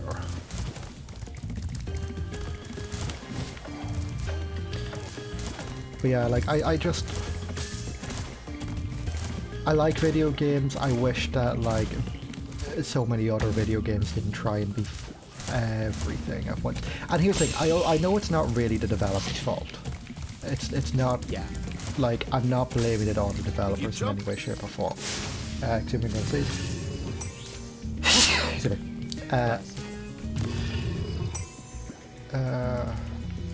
I just have to figure out the input for this, but I think it's this. No. Let's start. I was literally doing that from memory, by the way. Yeah. This. Then you want the moon. Clara. Nice job. But yeah, like I just wish there was like, you know, it's executives, it's like, you know, the publishers who just We see that this is popular, so we would like even make a game like this out of this. Yeah. That we got. Yeah, and it's already, it's for a lot of like developers, it's difficult to pitch and develop a exclusively single player game. Especially when you can put loot boxes and things. Exactly. You can make, like, as far as like the executives see, it's like you can make it multiplayer, throw loot boxes in, and make 10 times the amount of money. It's not about actually making a game, it's about making a profit. That's capitalism in general. That's why we've got like 50 fucking Marvel movies, because they make money. By the way, have you seen the fucking Marvel news today? You don't care.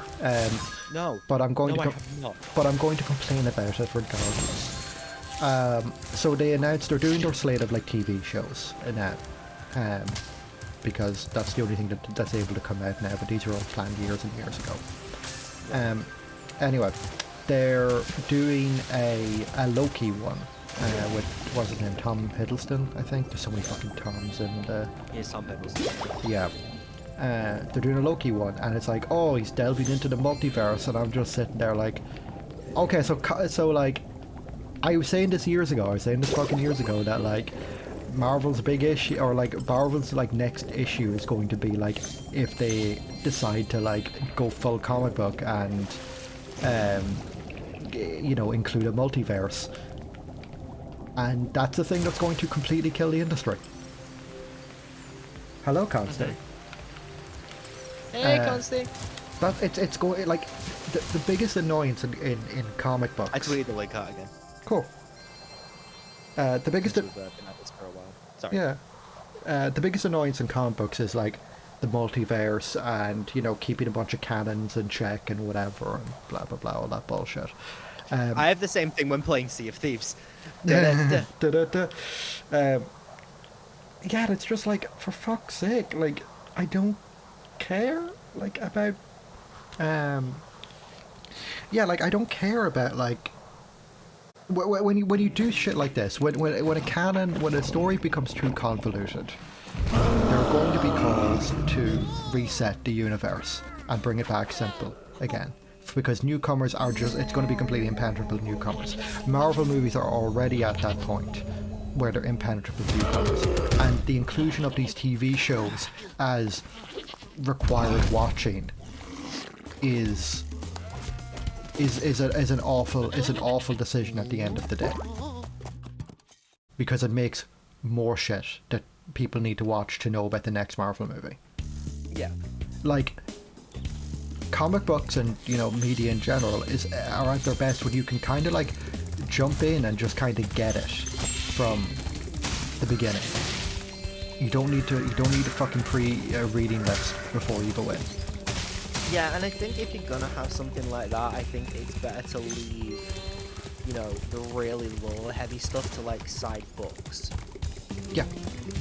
Like, that really don't mean fucking anything. I mean, that's what, not that this is gonna do it, but I mean, that's what Doctor Who does. Yeah. I want to get really into the lore of it and start reading the actual book.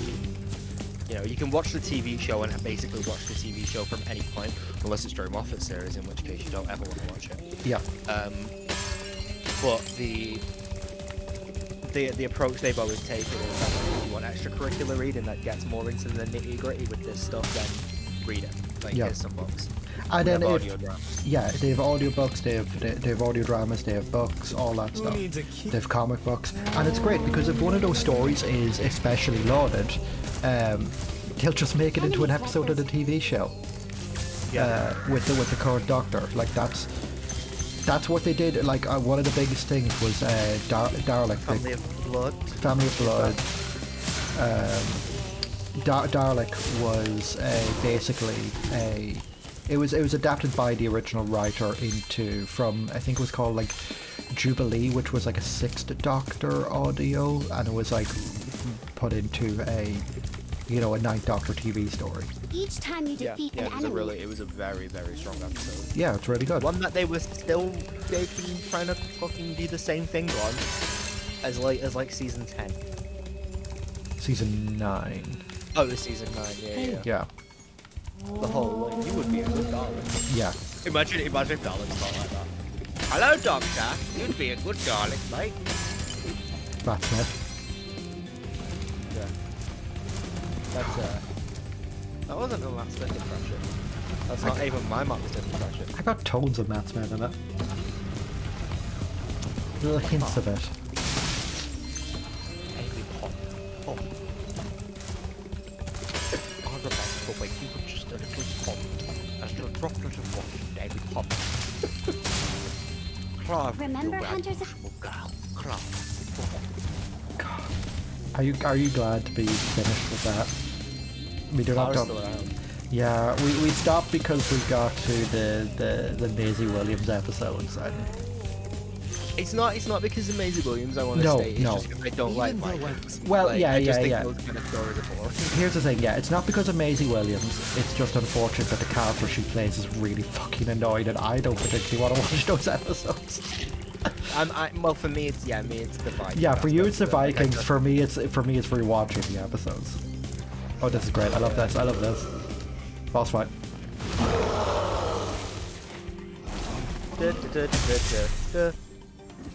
I thought the Yeti was tougher than that. But yeah, it was called. Well, he's dead now.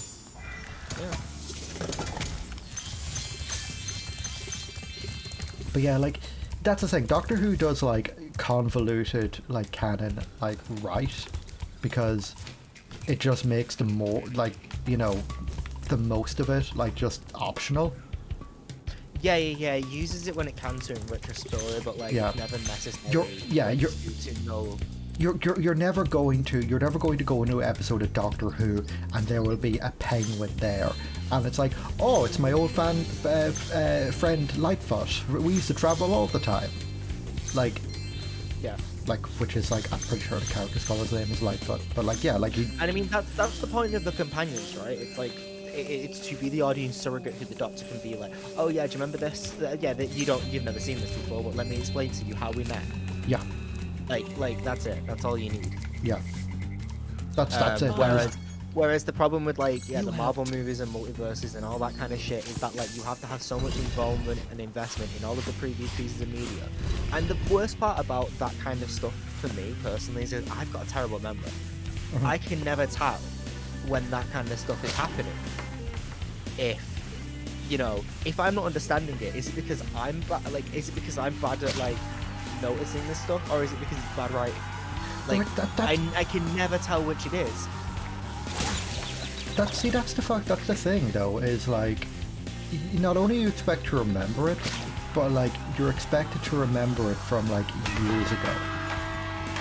Like 2-3 Marvel movies come out a year, and like you want me to remember like a character who appeared for like 5 minutes in like Iron Man 2. Yeah. Like I know, but there's thing, and you don't remember, and you don't know who the fuck is like an important character, and who is just from like a previous movie, and who is who's just a new character that they're trying to set up. Like I remember, like there was like this important character in like Infinity War, or whatever, like the last big Marvel movie, and like I'm literally. Well, there was a Spider-Man movie in between it. But like, yeah, but the big one. Spyro never starts. Spyro now doesn't work in some way. That's different. That's a different canon. Part of the Spyro movie. Yeah. But yeah, like, What's your score gonna be? 5. But I said don't. the good thing about this, at least in the original version, you could like his tracking. What the fuck? He didn't touch it.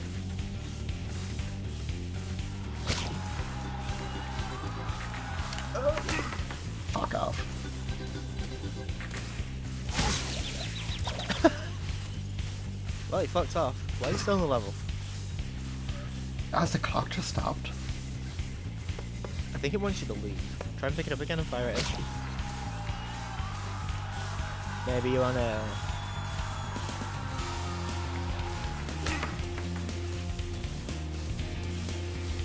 I think it broke the game. What is happening? I don't know. You don't have to get right up close to it, just aim it from a distance. You can bounce it back. Well done. Okay, that was weird. What? I don't think that was legal. Oh no, it definitely was not. Would you like to try again? The first to score. Oh no. This is why I was saying to you, are you gonna 100% all the games? Because I hate this shit. I love it.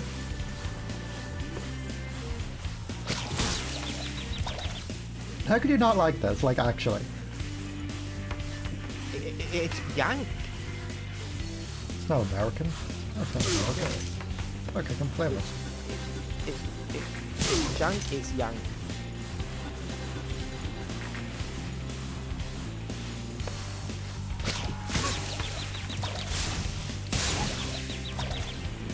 You almost got an own goal. Oh, goal. On goal? Oh my god, yeah, that's another thing. I forgot to fucking mention. Fucking Lightning McQueen is in the the fucking Loki thing. Owen Wilson, there we go. Oh, okay. He's just like, oh, okay. You can't just say Lightning McQueen is I in forgot his name, okay? there. Oh no. Wow. Wow, Loki, we've got to go and restore the multiverse. Wow. Oh, you got a job at Subway. Wow. And like he's such an Owen Wilson voice, but like it's weird seeing him 1 in a television show, and 2 like he's got like grey hair and like you know a nose scar and all that shit, and it's like it's such like I'm expecting to go like come on Loki, we gotta go. I feel as if I'm going into like a fucking Well done. Have this. my impression of like Get to the multiverse. yeah. Why should I trust you, Loki? Oh. Wow, your boobs are huge. Wow. Oh my Why not god, to could you focus imagine Owen Wilson handling your massive milkers and him just going, wow, your tits are suspenders.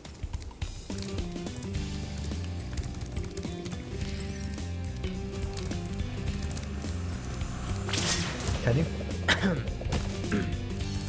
Can you imagine that? I hope you die from COVID. But can you imagine it? I'm asking a very simple question. Thank goodness you scared that I evil fucking hate spirit you so away. much. I fucking hate you. I can't believe I'm getting no support out of this. What do you mean you can't believe it? Are you aware of who you're dating? Yeah, and I thought you'd be more receptive of Owen Wilson, like, just complimenting your tits. Newsflash, asshole, he's been complimenting my tits since 1999. That's a bit self-sufficient. Yeah, well, they weren't my tits. I got them on eBay. Wow, I got a great deal on them. Wow, it's a buy it now, and I bought 2. I said, will you knock off some price off your Docker? She laughed and knocked off $30. But it was an extra $5 for the nipples. Wow, $10 for nipples. Full areola. Wow. God, I don't Hey, know. honey, you for Manchester, because that chest is pop. I don't. Have you seen my movie Marley and Me? The dog dies, but your tits are great.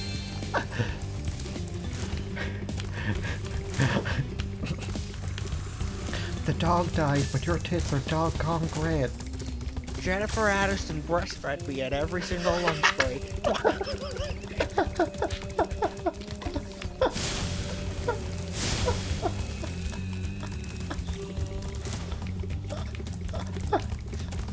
I felt like a teenager again. Wow. Just that little bit, just that little Britain bit with Biddy, but like Owen Wilson and Jennifer Aniston. Betty. I don't know how to like do a Jennifer Aniston impression. I don't know what would be. Because she's got a way of talking, but like I don't think it's identifiable, you know. Yeah, no, I could recognize her voice and everything, but like it's such a generic. Like I think it's overexposure voice. Like is the only reason I can recognize it. Yeah, yeah, it's exactly. very generic. Or generalized rather.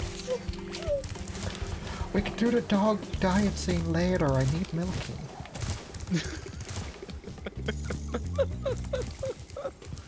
It's called a Wham accent.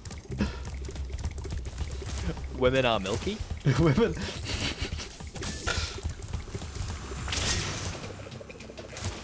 I constantly forget that like WAP. What does it refer to? Wet ass pussy. That was it. Yeah, like I constantly can't not read it as like anything but women are poggers. Like I made that joke when I first saw it, and that's just how I see it now.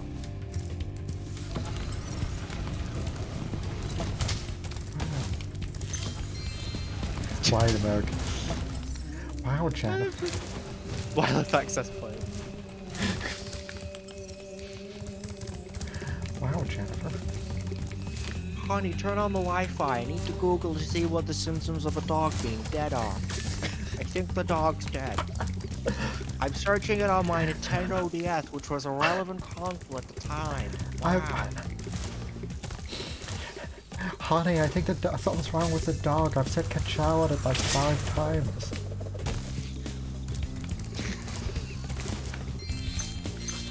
Honey, I'm so sorry. I ran over the dog again. Well done.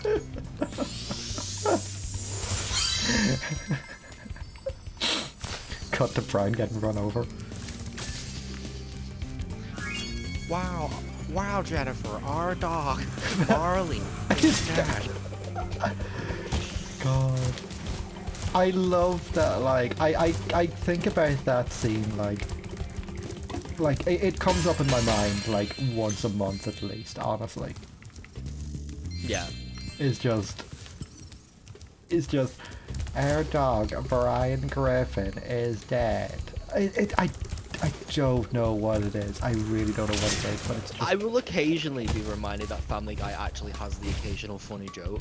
And yeah, like really, last night. It viscerally upsets me. Like, yeah, I got recommended, like, the best jokes of Chris Griffin video, and I was like... okay. I'm intrigued, because I'm surprised anyone's even thought to make one of those, like, videos. So I'm intrigued where it goes. And there's like a callback bit where he's like talking about his first kiss. And it then cuts back to like him being a baby, Peter kissing him on the forehead, then going to bed, and then Peter receiving a text on his phone saying "you up" from Chris. It's a good bit. It's a funny bit. Yeah, no, it's a legit good bit. Like, Family Guy occasionally, like, I mean, here's the thing, a fucking, what's the phrase about, like, a broken clock being right? Yeah, 2 times a day. Like, yeah, there's enough content of Family Guy where occasionally, if you say enough things that might be funny, sometimes they will be. There's a cutscene where, like, somebody just died. Oh, yeah. They do these really weird fucked up cutscenes. Yep. Yeah, like, I mean, one of the one that sticks in my mind is always the Robert Loggia. Robert Loggia. R as in Robert Loggia. O as in, oh my god, it's Robert Loggia. B as in, Betty, look over there, it's Robert Loggia. E as in, everybody loves Robert Loggia. It's a good bit. It honestly is a good bit. It really is one of those. I've seen Like that's the thing. Like I've Yeah. seen so much Family Guy, like from just from watching it on BBC3, watching it as a kid, where like so much of it is ingrained in my head, and like the thing with Family Guy is like really, I'm not defending it the slightest. I think it's a terrible show, You're especially well- now. But like when I was that age, I could really tune out to the stuff that wasn't funny and just absorb the stuff that was. Yeah. Like, Family Guy ultimately is background noise. Yeah, that's exactly it, and especially for that time because I would just be sat there playing my Nintendo DS Yeah. and like playing games on it, and Family Guy would be on. Yeah.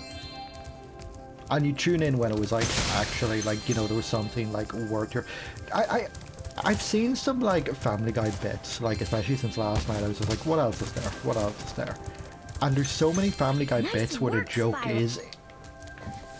The joke just goes on for like 5 minutes. Some of those are good. Some of those are not. Like so, it is like the very much like the Family Guy thing to be like, you say you do the joke until it's no longer funny, but then it's been so long that it just becomes funny again.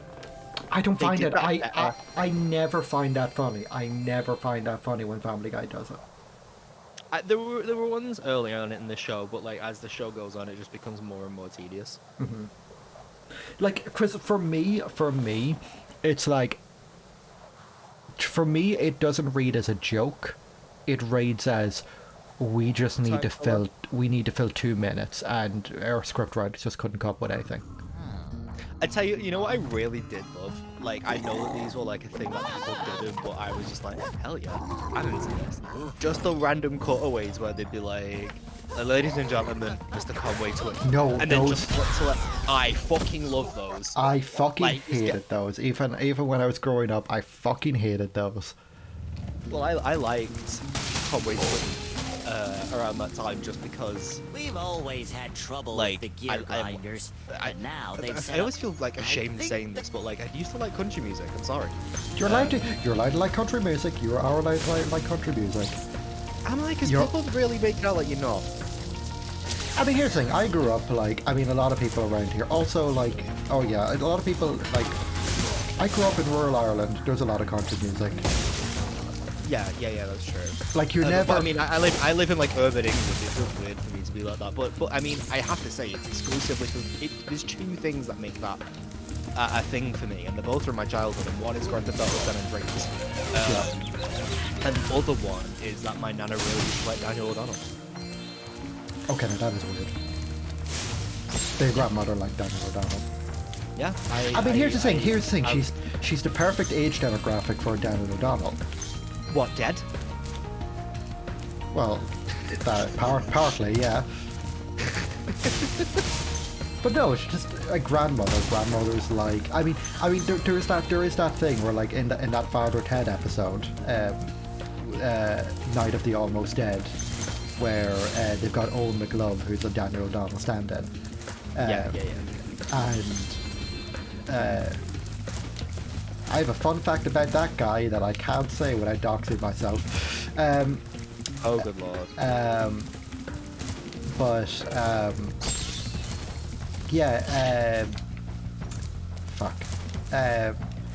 Yeah, like he's just mammy. Daniel O'Donnell is mammy music. Yeah, and I think that's what the association's always been, especially for like people of Ireland. But like he does. I mean, he's more popular in Ireland, obviously, but he has a wider reach than that. You'd be Yep. surprised to find Oh out. yeah. And yeah, no, I mean, I liked very chill music when I was a kid. I don't know what to say. It's just the stuff that and anyway, my whole point here was to lead back. It was my defense of the Conway Twitter bits, where it's just Yeah. like I enjoyed the initial joke of it's just funny to like cut away to something like that, and then I spend the next minute and a half enjoying the song. So I love those bits. But if you're not into those songs, get it. Like, it's not. If they just cut away to it and it lasted for like 10 seconds, it would be a different story, I think. Yeah. Like, I mean, here's the thing. I don't particularly have any fondness for country music myself. Like, not out of any. Like, it's not like I don't enjoy it. or whatever. But Oh, like, and I love Taylor Swift as well. I guess that's Yeah. the thing I should probably say. But I don't really listen to much of her other stuff. Most of the pop stuff that I like. here's the thing, like for me, like I don't like country music, but country music is still very nostalgic to me. Like if I hear country music, like country music to me is Sunday mornings where oh fuck where Check that. yeah, I fucked it up. Where my mum would like lie in for a little bit, and then she'd go downstairs and she'd make a fry up for breakfast, and she'd put on the local radio, and Sunday mornings on the local radio was country and western music. So and my bedroom was right above the kitchen. So all I'd hear in the mornings, no matter what song it was, bum, bum, bum, bum, bum, bum, bum, like you just hear that bass line. Yeah. So like I I grew up. I don't dislike, as I said, I don't like country music, but I don't. It's still comforting to me even if I don't listen to it. Yeah, no, I understand that. I grew up with my Hard drum and bass. basically. My dad. I've been in the car with your father. I know.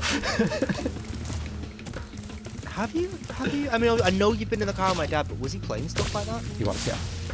Oh god, I don't remember. Half the time I tune it out. My dad. Say it properly. So my. You tune it out. Shut the fuck up. let me tell you all about my dad. My dad is like a very. He's very mank. First off, he's been a tradesman since he was I won't say he was a tradesman, but he like first thing he did out of school, he didn't barely ever went to school. He didn't get any qualifications. He did go back later on to like do some courses in like plastering and stuff and woodwork and whatnot to get some like basic level qualifications for doing that stuff at like a professional level. Because he came out of school, went on to be a butcher, went on a very dodgy butcher as well. I want to point out, like they used to fucking like sell all sorts of shit through this butcher's. Like they used to steal a lot of the meat and like sell it for goods and services to random people. Like he also did work on the street. It was wild. It's like there was a black market going on. And meat was the best thing you could have. And then he went on. He was doing like painting and decorating on the side, and then he started doing home improvements, and now he's just self-employed, does that all the time. So my dad's been like a proper grafter for many years. Very mank, quite blokey, likes football. Quite is an understatement with him. I've met blokey blokes in my dad. I've not. Okay. So okay, that's fair. Okay. I want to say you have. You've met me. Oh yeah, he terrified me. Yeah, don't worry, it terrifies me. I'll tell you more about my uncle in a moment for context purposes, but basically my dad is like, my point of telling you all this is that my dad is like just one of the like epitomes of masculine era, at least like he comes across as such. He is quite intimidating if you don't know what he's like. But I'll tell you what his music he loves. He loves Aqua and he loves Venga Boys. Anything 90s trance, he's fucking mad for it. Loves Pet Shop Boys, Spandau Ballet. Like, it is unreal, like the dissonance of it. Like, and I grew up like we'd go on like family holidays to a caravan and we were driving all the way. There was one time when we were driving to fucking Dalbeaton in Scotland. You know, I just remembered. Your dad basically reminds me of that, like, you've seen that TikTok of like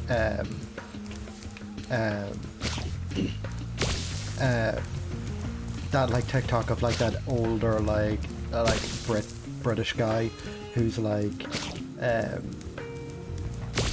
I think he said something that's like he's like oh, my neighbours are up all night My neighbors are up all night listening to hard drum and bass, and I'm not gonna stop playing it. And then like he'd like, you know the one. Yeah. It's not exactly that. Yeah. That's basically your dad in a way. Yeah, except instead of like hard drum and bass, it was always like fucking random Euro dance. Yeah. Like he loves his Euro dance. He is mad. Like I'm serious. We'd have the choice of like, I mean, first off, if you're driving up to Scotland, one of the things in like the mid 2000s was that, you know, if you didn't have something on CD and you were traveling a long way, you'd be flicking between radio stations all the time. You didn't want to do that, so we were constantly getting self CDs. Yeah. If we were going on long car journeys, which, you know, we were going from Manchester to like, I think it was Northern Scotland, somewhere. It's somewhere in Scotland. I don't know exactly where. It's like a village. And the entire car ride there, he had 2 CDs that he put on. One of them was Aqua's first album, the second was the Venga Boys' first album. I used to know Aqua's first album back to fucking back. Gotta tell you, there's some good album tracks on there. Happy Boys and Happy Girls is a great song. That's probably my favourite Aqua song. And we sat me in... Oh, the Eurodance listener is my dad. Like... Yeah. My very, very blokey dad.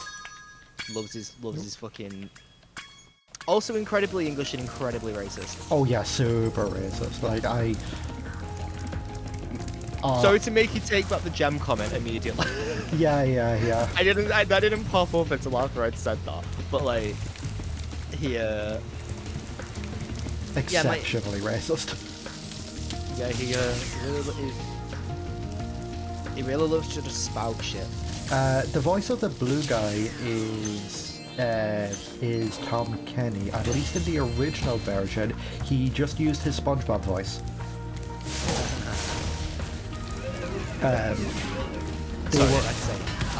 What I meant was... They were basically like, I think this game came out in like August of '99, and like SpongeBob, like there was basically 6 months between in the difference between this game and like the first episode of SpongeBob. So like he was very clearly, he had the voice and he wasn't sure which one was going to. He didn't. I guess he didn't think that SpongeBob was going. I thought SpongeBob was earlier than this game. Yeah, it is slightly earlier than this game, I think. I'm pretty sure both games came out in 1999. Oh god, they did. Interesting. I always thought it was like 95 or something. With SpongeBob? No.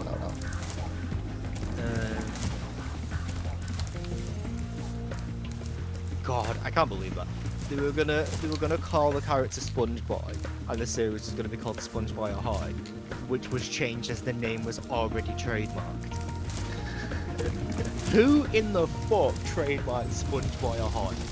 Me. I went back in time specifically for a talking point in history. SpongeBob is classic. Like, SpongeBob is very, very good. I'm very glad that it exists. I wish it would stop existing. But yeah. Like, it really holds a very near and dear place to me, and I think it did for a lot of people at that time. It does, but like, it's very much at the same point of The Office where I'm a little bit fed up with people using like SpongeBob memes at this point. Memes? I didn't see that. Yeah, like, you know, just like posting like a picture of like, I don't know, SpongeBob, like... Oh, the one where him and Patrick are like stood there. I've seen that one a bunch.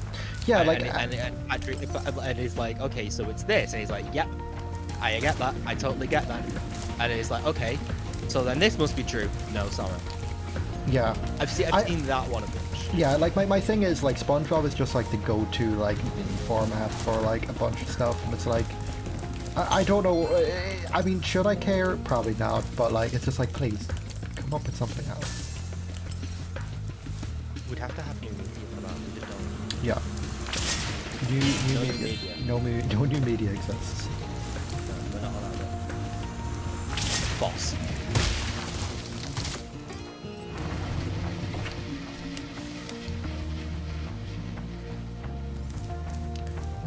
Where do I want to go? Here. But yeah, no, for my uncle is terrifying because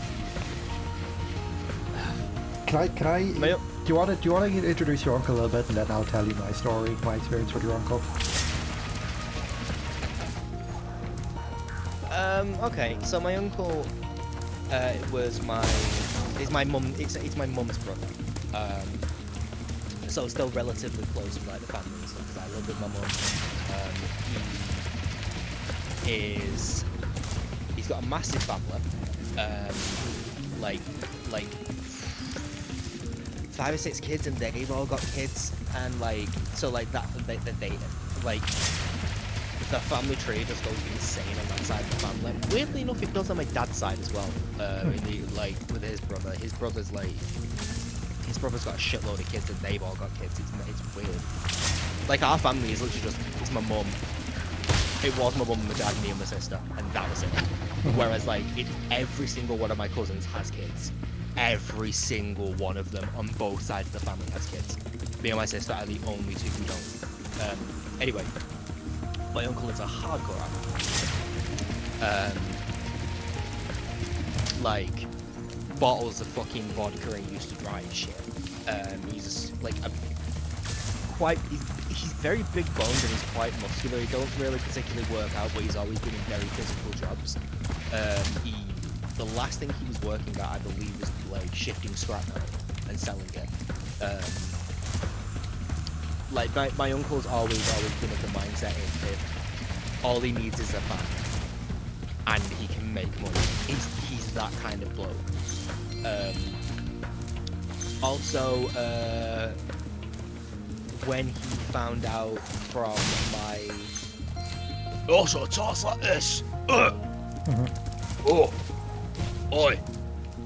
Like proper, but deeper. And he's got a goatee, and he's bald, and very, yeah, he's quite built at least. So he's quite an intimidating person. And I'll give him full credit where this is due. He's always been really nice. Like even, where we may not have like seen eye to eye on something, he's always been quite respectful of me. Which is something I didn't want to break by telling him that I was gay. One of the main reasons I didn't want to really come out on a public setting was because of him, because I was terrified, because I'd heard the way that he speaks about gay people before, which is not a positive.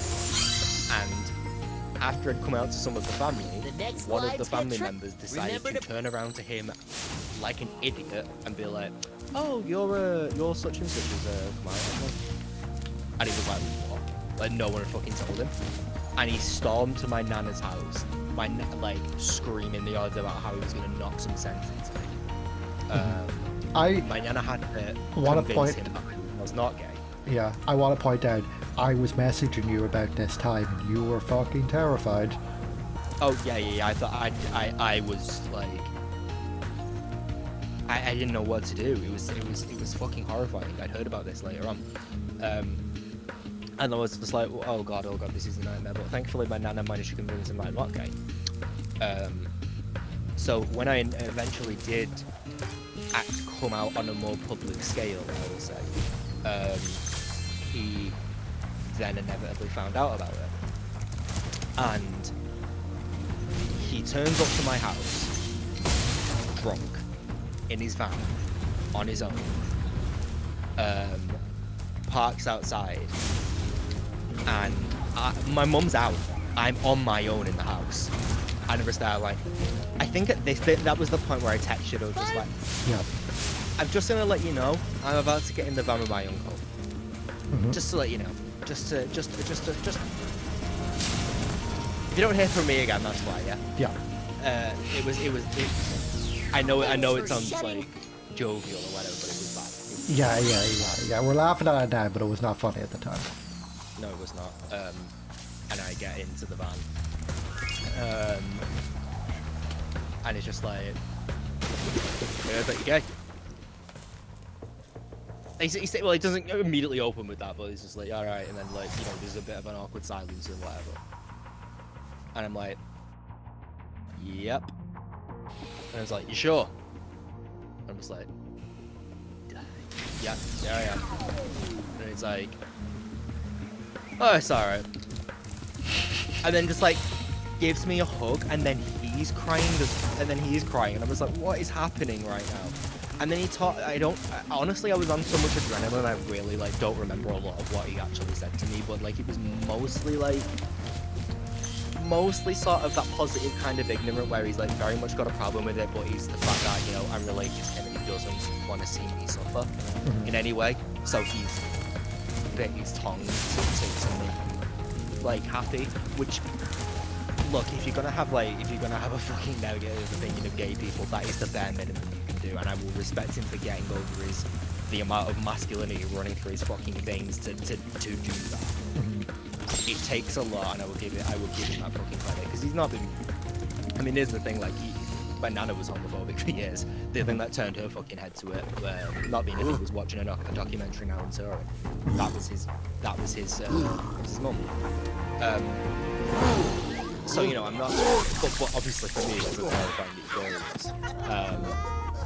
And even after that, I was like, maybe he's just gonna not speak to me anymore, and that's gonna be fine. You know, this is kind of like the last rites, and that's fine. So I got out of the van. Yep, no, every birthday he still sends me a card. He will occasionally get me stuff for Christmas when he's, you know, not off the wagon. And Ezra, you got to tell your story. Were you meeting him? So I met him at Ember's grandmother's funeral.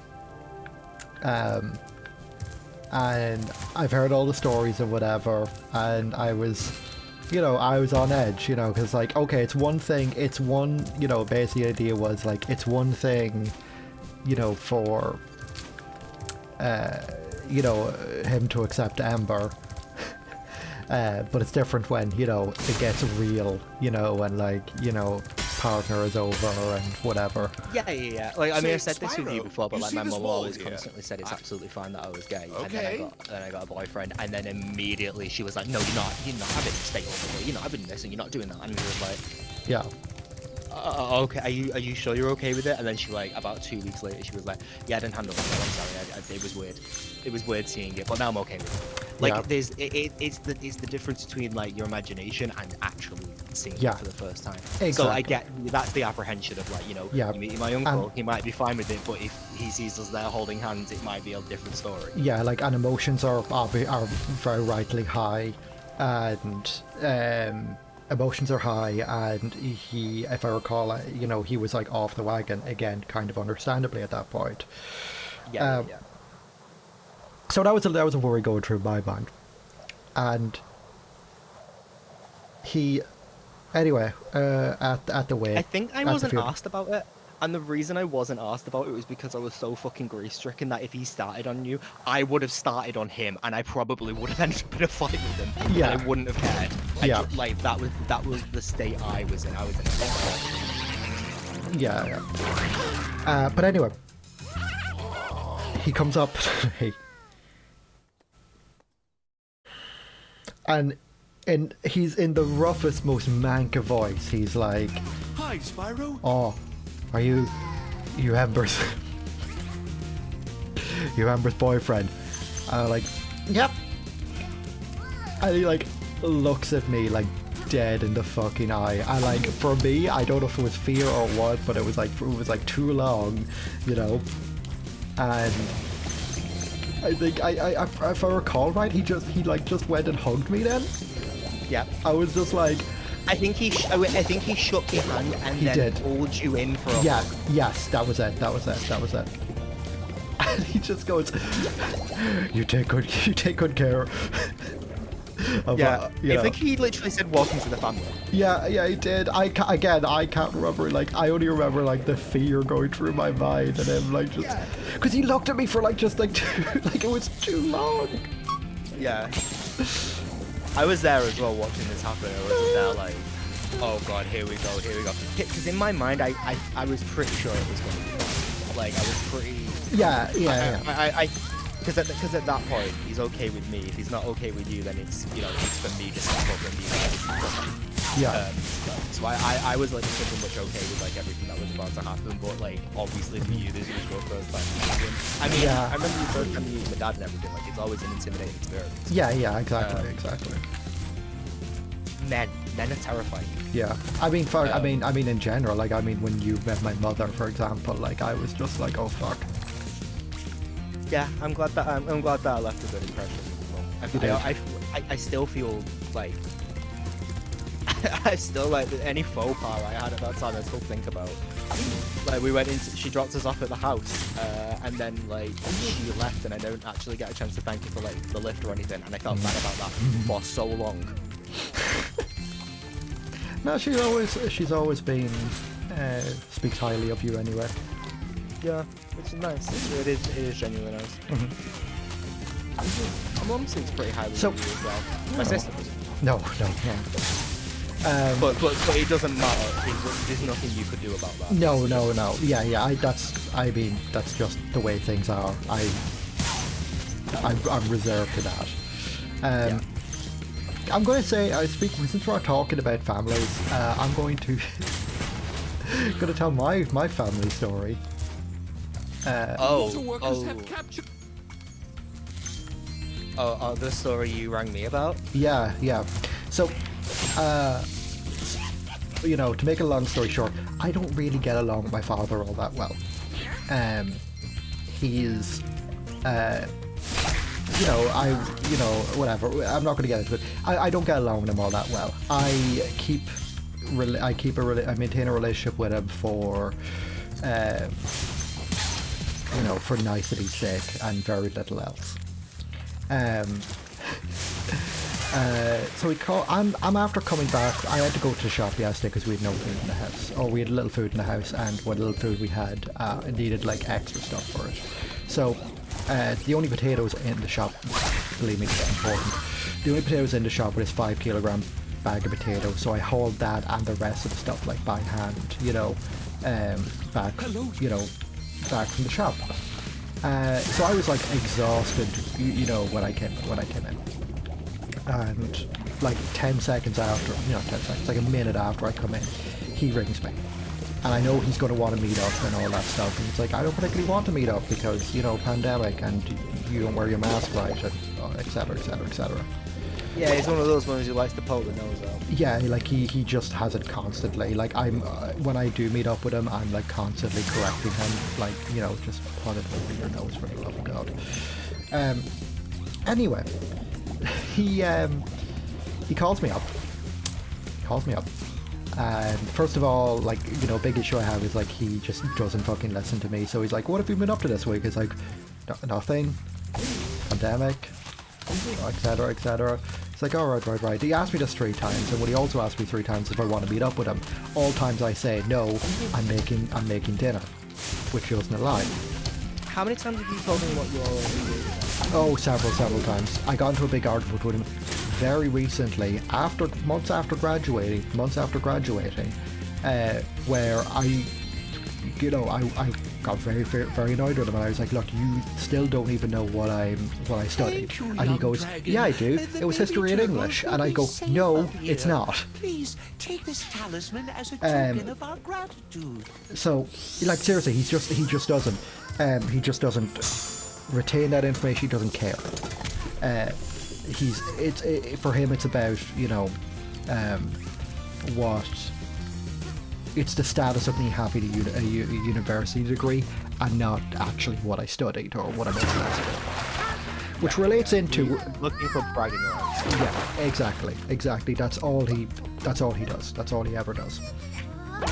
That feeds into what he says next. So I'm trying to get him off the phone because I don't want to really talk to him. I'm tired, I'm cranky, etc., etc. And he says, did I tell you about my business idea? And I said, no, you didn't tell me about your business idea. I want to preface this before you say this with that this is not necessarily something that has kind of come out of the blue either. He's brought like business ideas to you before, and told you like, oh yeah, I've had this idea that I'm gonna do this in Northern Ireland, or I'm gonna do this like Yeah. here or there. Okay. Yeah. For additional context, like my father is a manual laborer. He is. I have a lot of issues with my father. I do not like the man, etc., etc.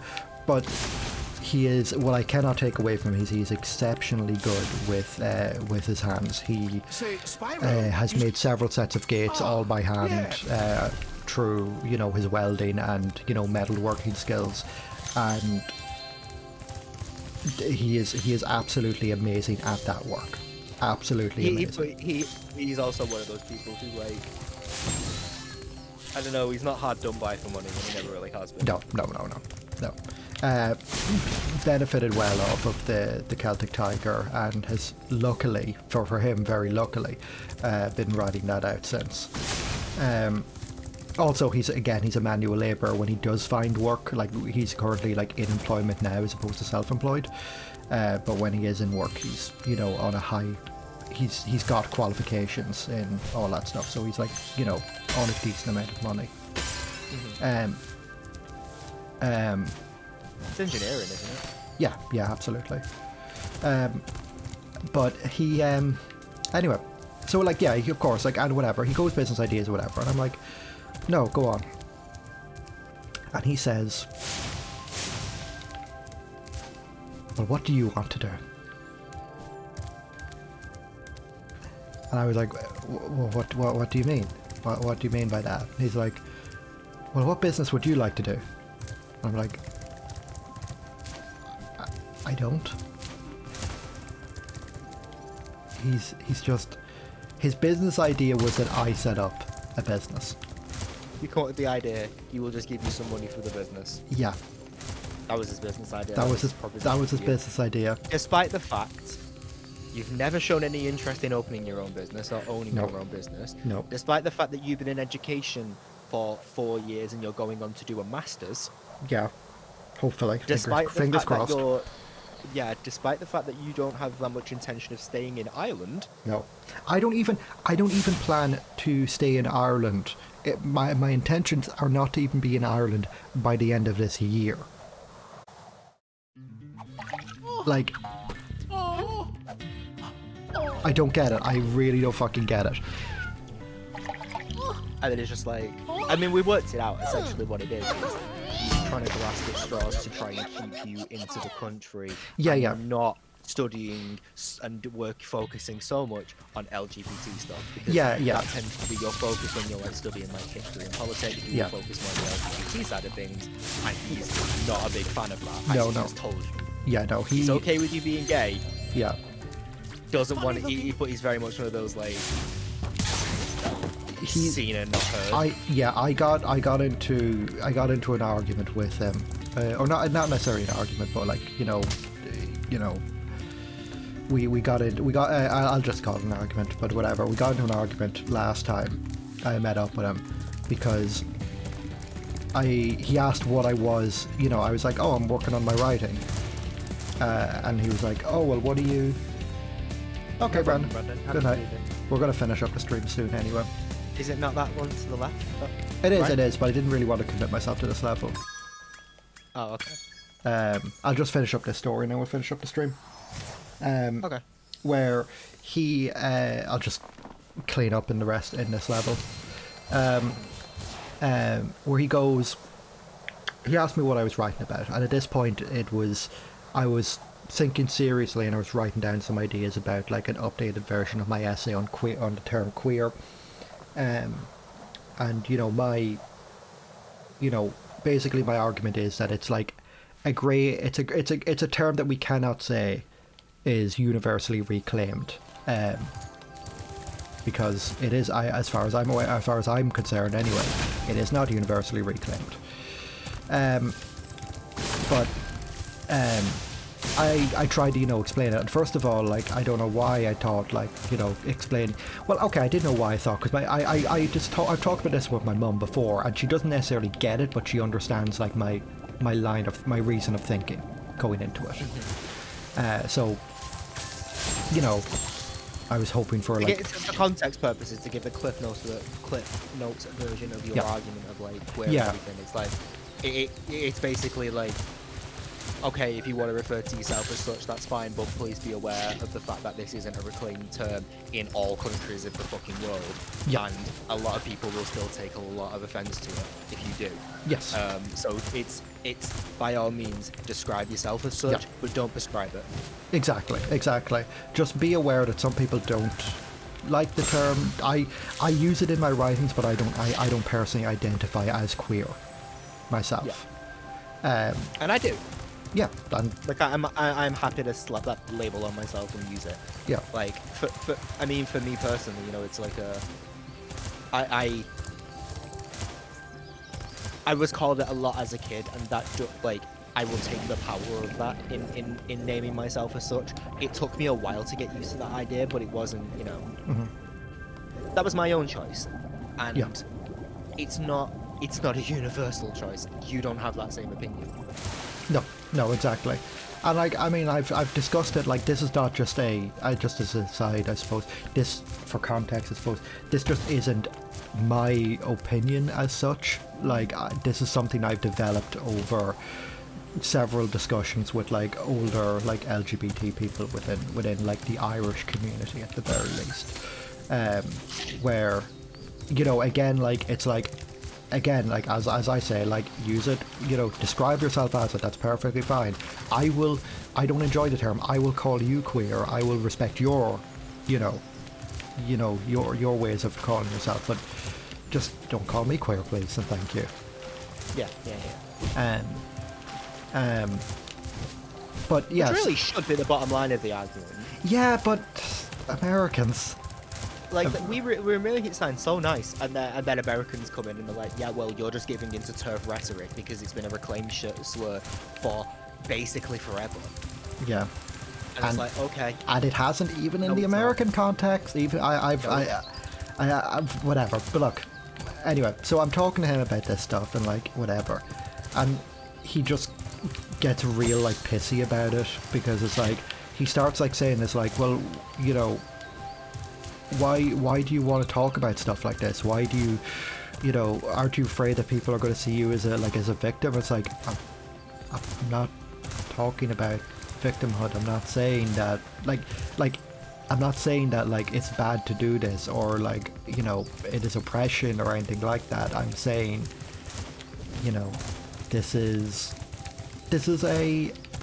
an alternative view of a conversation that's happening with or without me. Yeah, like I'm talking about the nuance of the nuance around the term and ultimately the etymology behind it.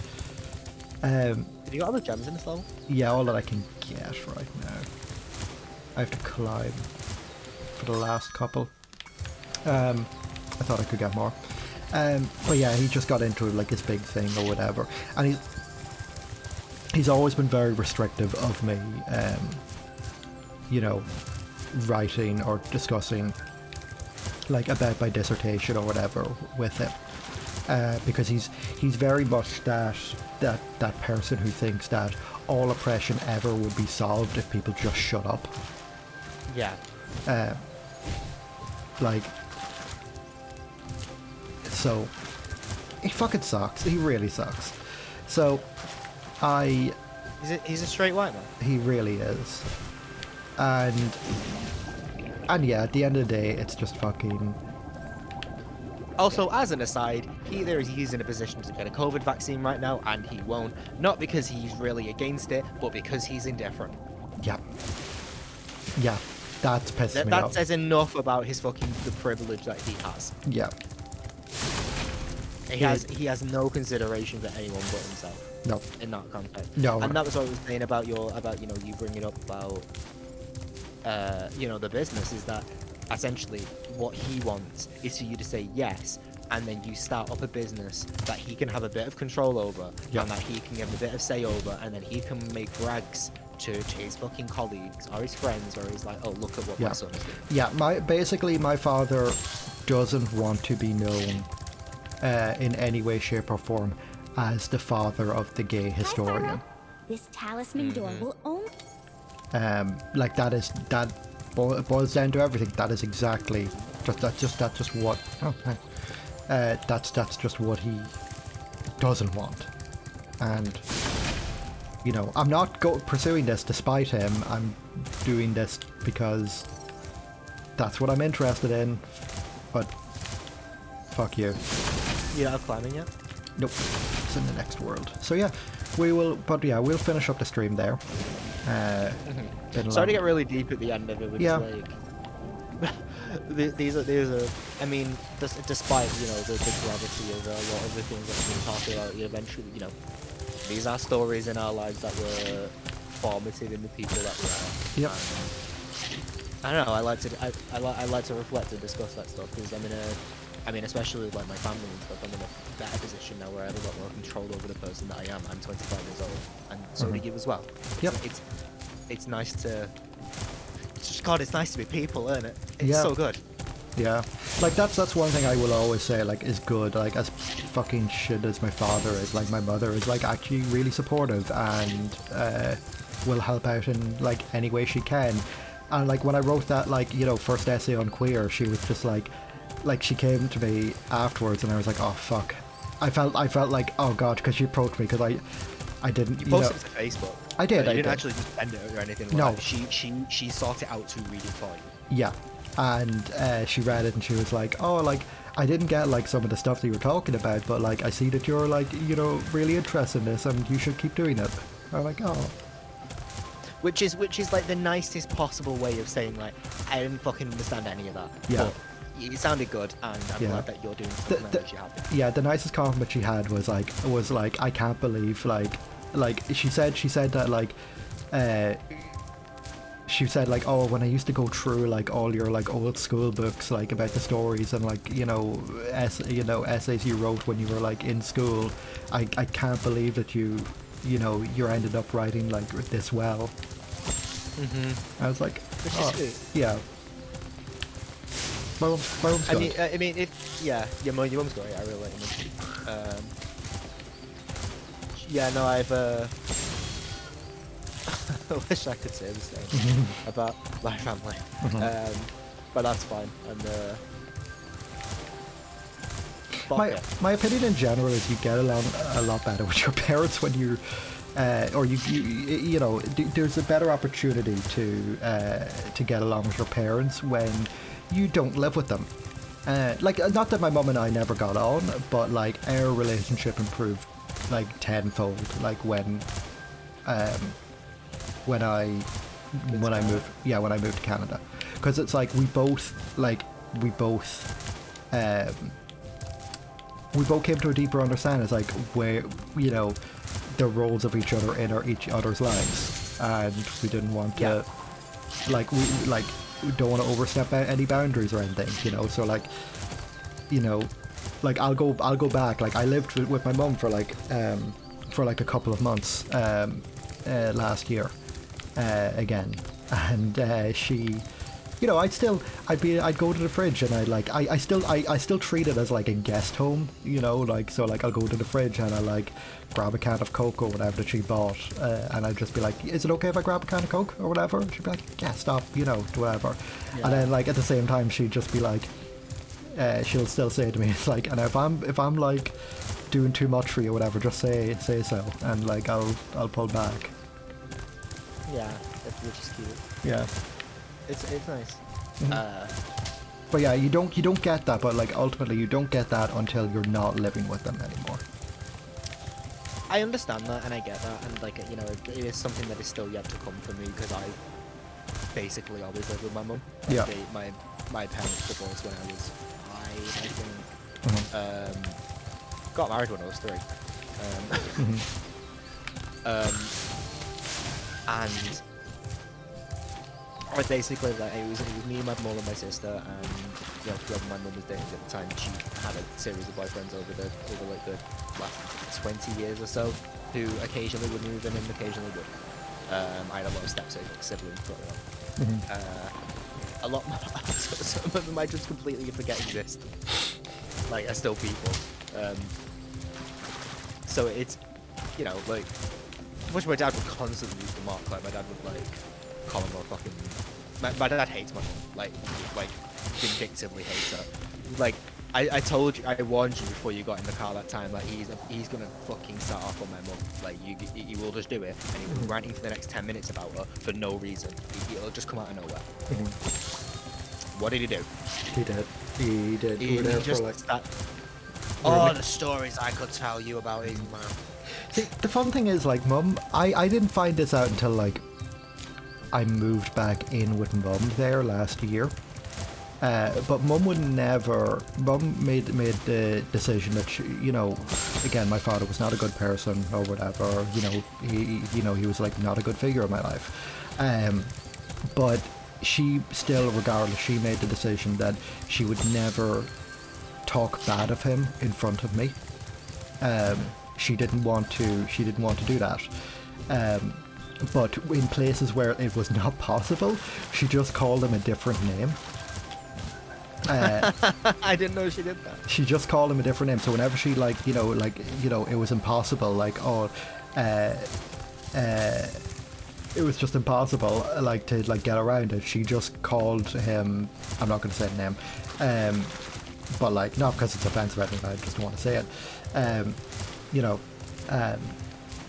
She just called him a different name, and she'd just be like, and then she told me about this. It was like, oh yeah, you probably know about this, and I was like, I never copped that on. I literally thought you were just talking about somebody. That's quite funny, but that's very nice and considerate of your mum, and that's the kind of respect and boundaries that parents show. It's a responsibility of any parent to the child that they're dealing with. Yeah. And I mean, I've got my issues with my parents. You've got your issues with your parent, and everyone has their own grievances with family. That is just what family is. Yeah. But I don't know where I'm going with this. I'm just that is it is what it is. Yeah. Deal with it. We just have to. I think, I definitely will have a better relationship. In the last year or so, I've started to develop a better one with my mum, just for the fact of lockdown. I mean, for a long lockdown, in general, it wasn't easy at the start of lockdown, but I had a long period of time where I was unemployed because I left my old job to go and pursue education, and then all of it, the floor just fell through on it. And in terms of what I was actually able to do, and what was the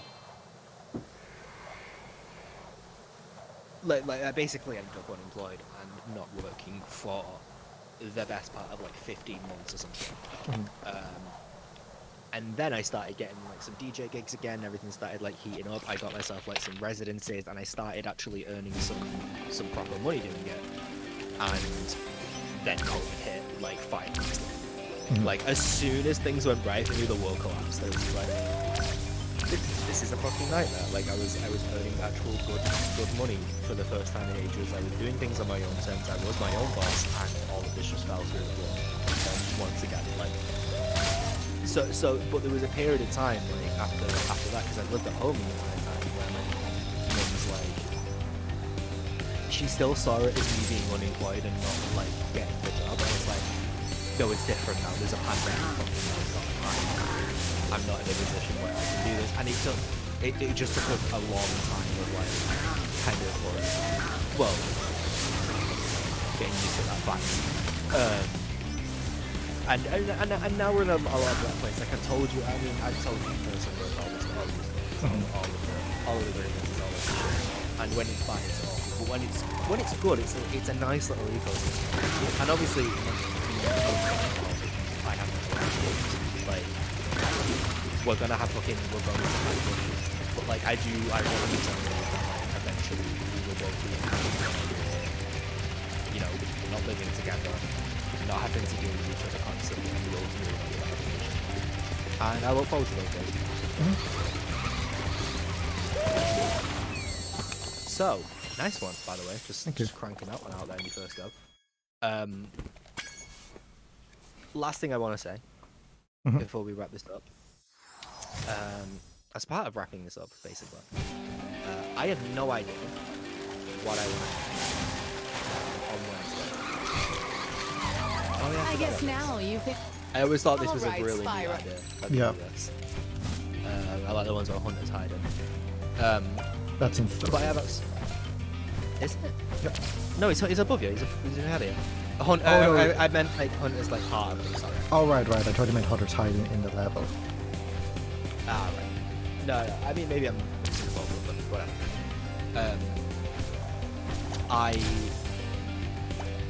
I have no idea what I want to stream on Wednesday. I didn't stream last week because I just had absolutely no idea, and I was in overtime, so I just couldn't be asked with the actual streaming last week. But I will stream this Wednesday. If you have any suggestions for games, let me know, because I'm still stumped on that one. Some ideas I've been thinking of are like, for a little bit I was considering playing Enter the Dragonfly whilst you play this. But I don't know how good of an idea that would be for my own mental health.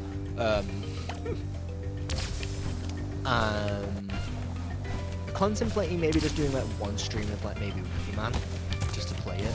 I definitely wouldn't finish it because like I've never finished that game and I can't finish that game. That game is a nightmare. But I don't know. Was contemplating playing the Crash games whilst you play these. I'd actually enjoy that. That'd be fun. Because I have a lot of opinions about Crash 1. That's fair. I don't have a huge amount of Crash opinions. Is the thing, like, so I don't know. I'm still like waiting. Good job, Spyro. Again, I've never streamed Vice City. I always feel as if you streamed it to me. No, we talked about this. I played a Let's Play of it. Yeah. And I got halfway through the game. I never finished it. I know I did say the next game would have what other games was I considering? Portal 2. Because that could have been in like two or three streams. And other thing I was thinking like maybe Breath of the Wild.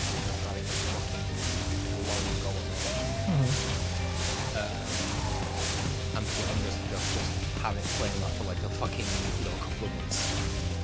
Just a habit thing. Be down with that. Yeah. So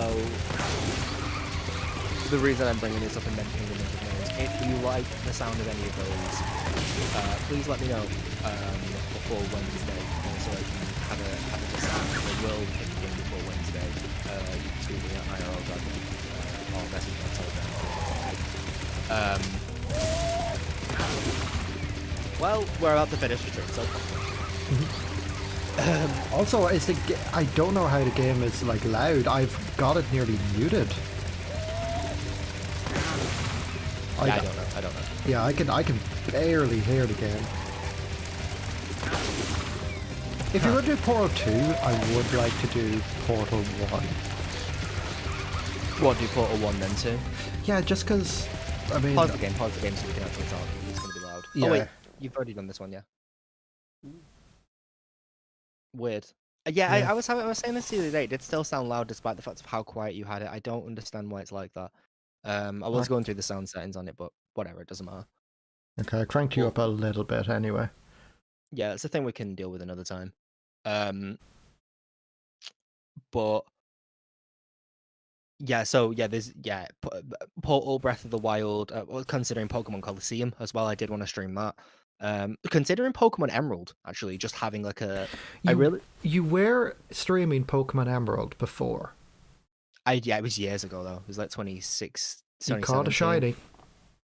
I did catch a shiny. It was the first shiny I ever caught. I would definitely be down to play a Pokemon game, honestly. Yeah. I think that'd be a great long form and just where we can just chat. Yeah, definitely. My problem is like I'd just be a bit worried about like committing to one game like that for a very long period of time.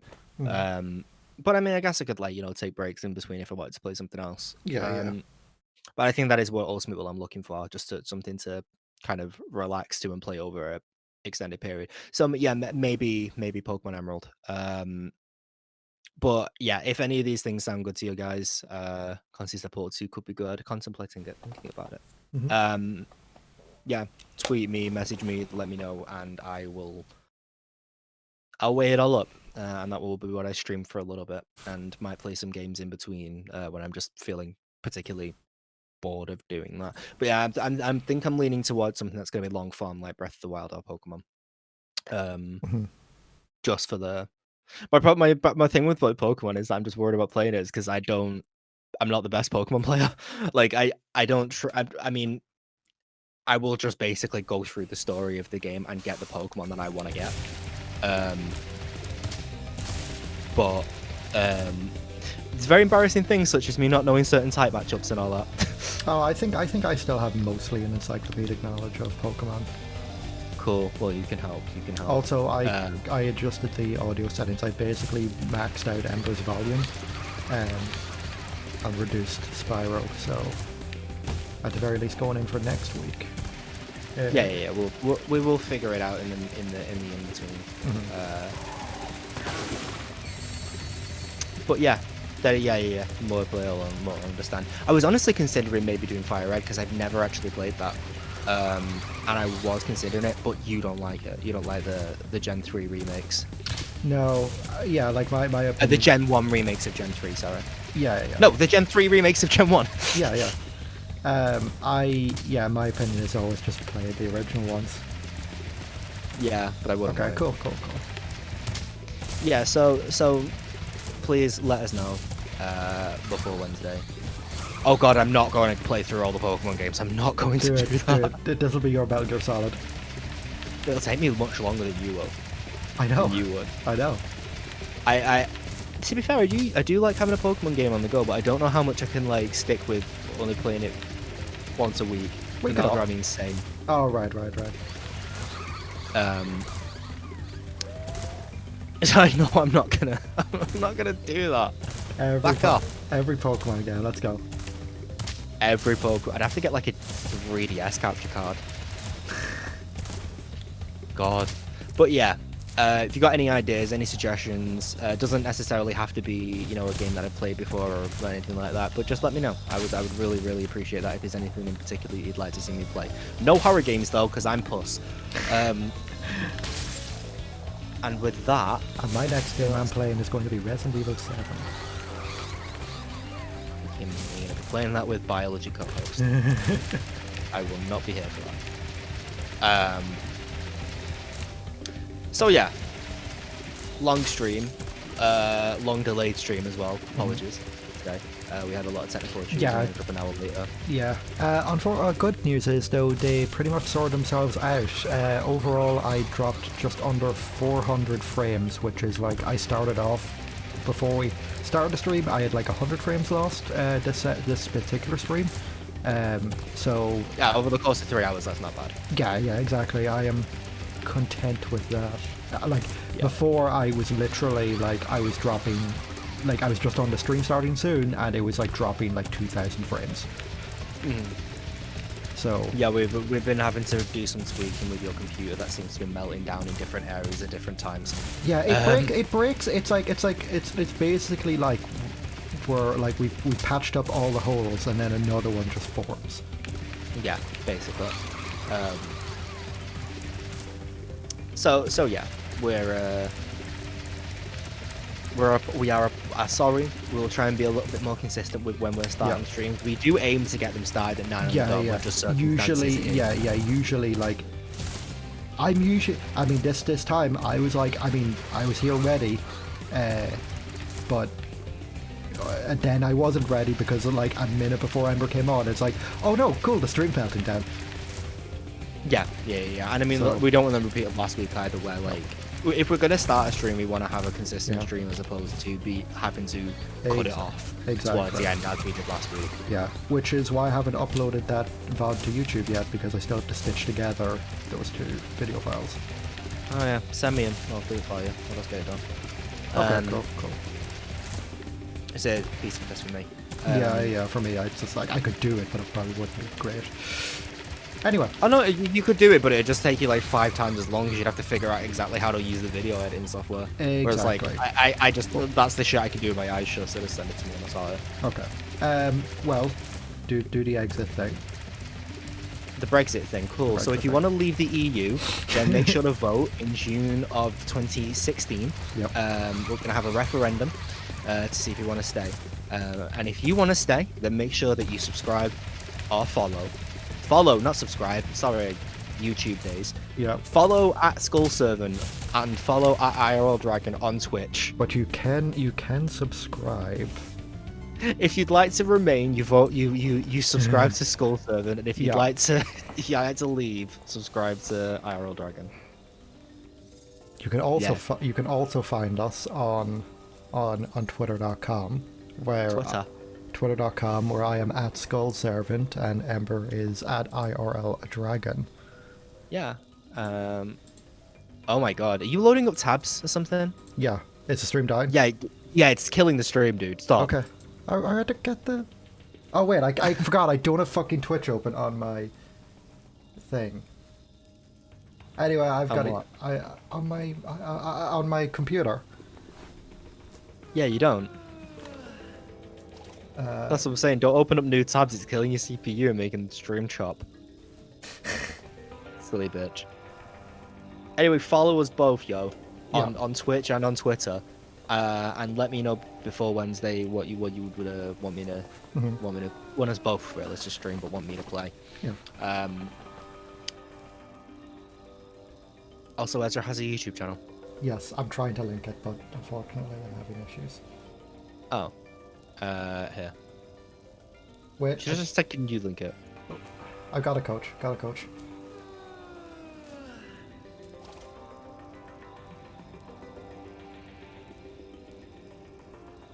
There we go.